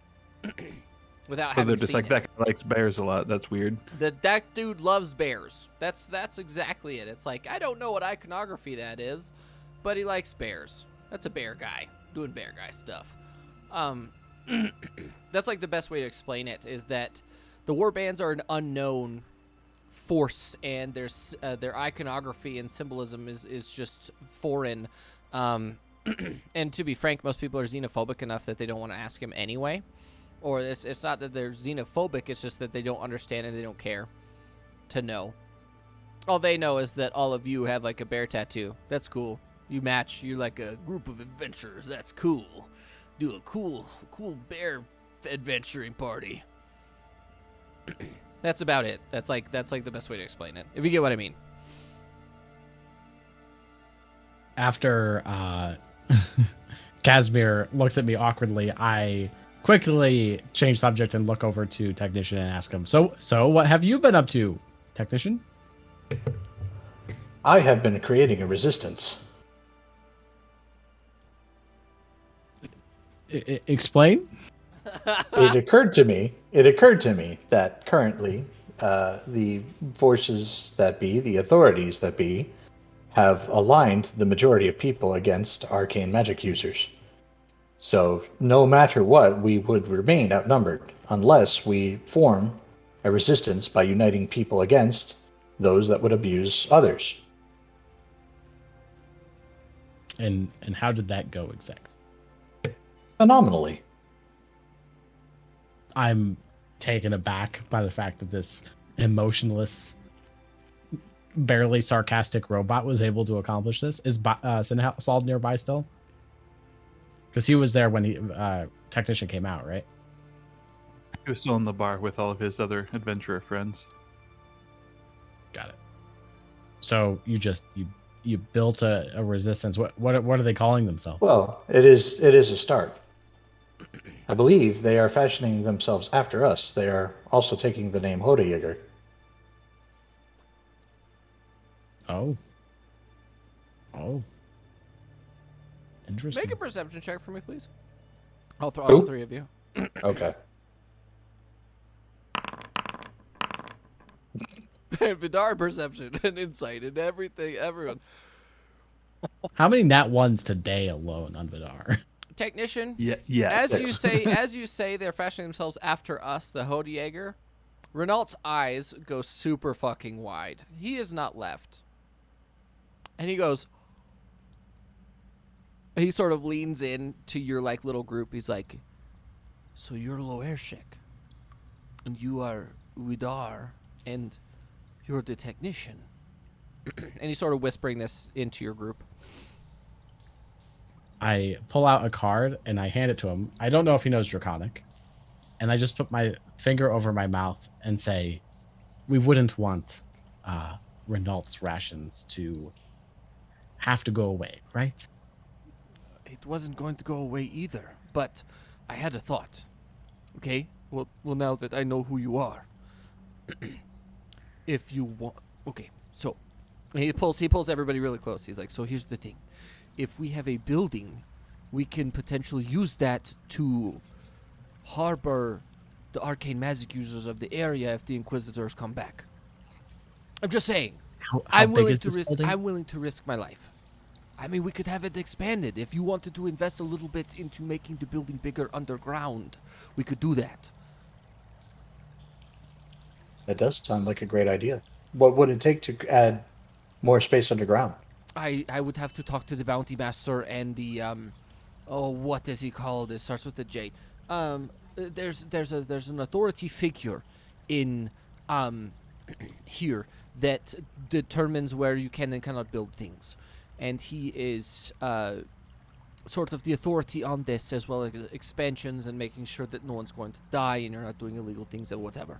But I'm fairly certain that we can have the basement expanded with the pretense of Adding additional storage for your additional meat smoker and your salting. drying racks and things like this. Where Yes, we this could, makes perfect we sense. could expand it to be much larger and potentially hold whole people down there for extended periods, because all they need is rations and things. We could make it livable as a whole thing until someone can come get them from whatever you guys are doing.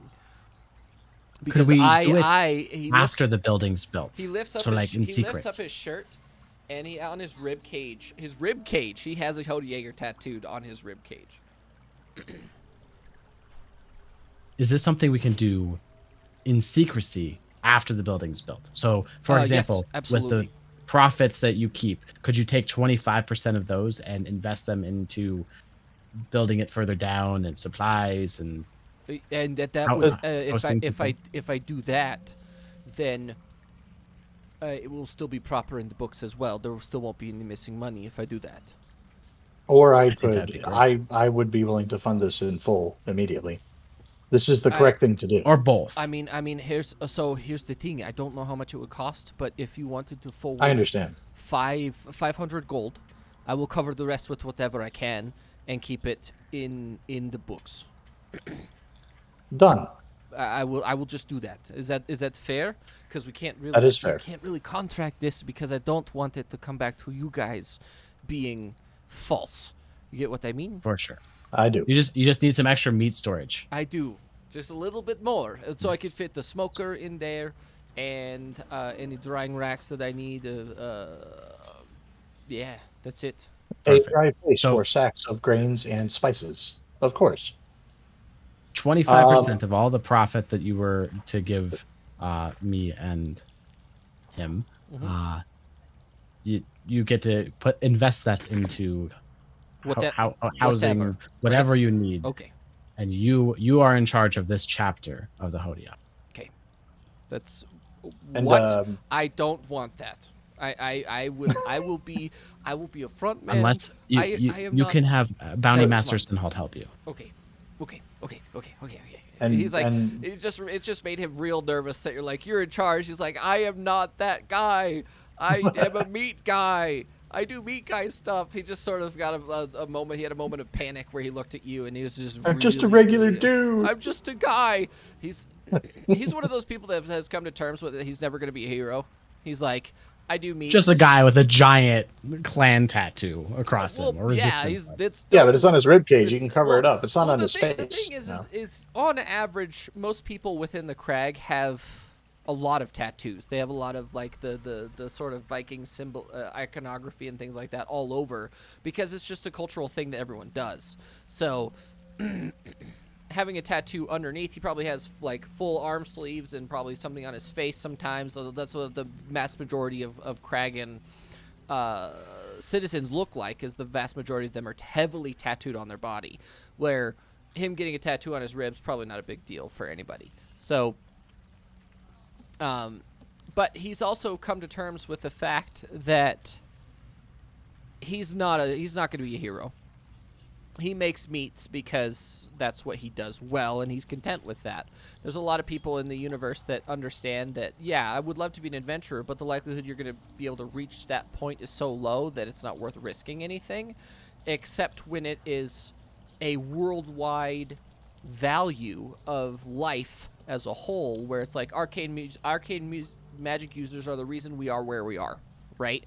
We couldn't have built our empire without arcane magic users, and the Crag understands that the whole idea of if arcane magic users go away, then the world will be worse off. So that's why it's really, really easy to start a rebellion here, is because everyone they do not, nobody here, if you're from the Crag, you're not turning arcane magic users in ever. They don't do that. And the fact that those Inquisitors made it as far as they did is kind of mind-boggling, but it's probably because most of the fighting force isn't here. It's in Skjornsorn, and also way north in Urbolt. Urbolt has a huge fighting force, but they're mostly naval. So outside of that, it's not really a huge deal, if you get what I mean. So, Technician has handed him 500 gold. You just straight up gave him a bag of 500 gold. Give him a bag of 500 gold. Now I understand that you're not gangsters. You're heroes. You're actual adventuring heroes, and I wanted to thank you. I know. Shut. I'm being quiet now. I'm sorry. The most accurate description would be that this is legitimate salvage, which was found in the course of us trying to liberate others from the clutches of corruption. Oh, I know that. But when it comes to random strangers wanting to give me a shitload of money, it makes me a little nervous, okay? I understand. Your meat's really good, man. Well, thank you. What? We all met. The Hodiagar met because of your meat cart. Are you making fun of his accent? He just sort of looks. No, he just sort of looks back. He just looks taken aback for a second, and you can see that he starts crying for a moment. He's like, "Don't you remember when Vidar tried stealing from you?" Did what? Oh, nothing. Oh, okay. Even if he did, it's like, okay, it was an investment in your future, and we would not be here without him being alive, and that hopefully that money went to him staying alive. So that's how I see it. I don't know, invest in healing potions or something. But either way, thank you. I should go before we start drawing attention to ourselves. And, yes. He sort of gives you he sort of makes up like this fucking awkward like salute to you guys. That's sort of like awkward. He doesn't really know what he's doing. He's like, I'll work on that as well. When you find yourself in other towns, find those of like mind and spread the word. Oh, you already know. Renault's rations will be a forefront in pride and obviously secrecy. He sort of nods at you guys like super awkwardly, but then he keeps moving and like handing people. And we get stuck in a nod loop a little bit, yeah. Yeah, a little bit. Yeah. And Renault's not a hugger. One old man in chat. He's not a hugger yet. I give Renault a hug. He's sort of like, you could tell that he's so excited that he's actually shaking. Like, he cannot stop shaking, but you hug him and he sort of calms down. He takes a moment. He's like, and he hugs you back and he squeezes you in. It's like not very strong, but he's very, very excited, and he's also very humbled at the same time. And he just looks at you and says, thank you, and he leaves. And he's very clearly gone from having this, like, mental breakdown, like, to being with his heroes. He turns back to you, he says, they say to never meet your heroes.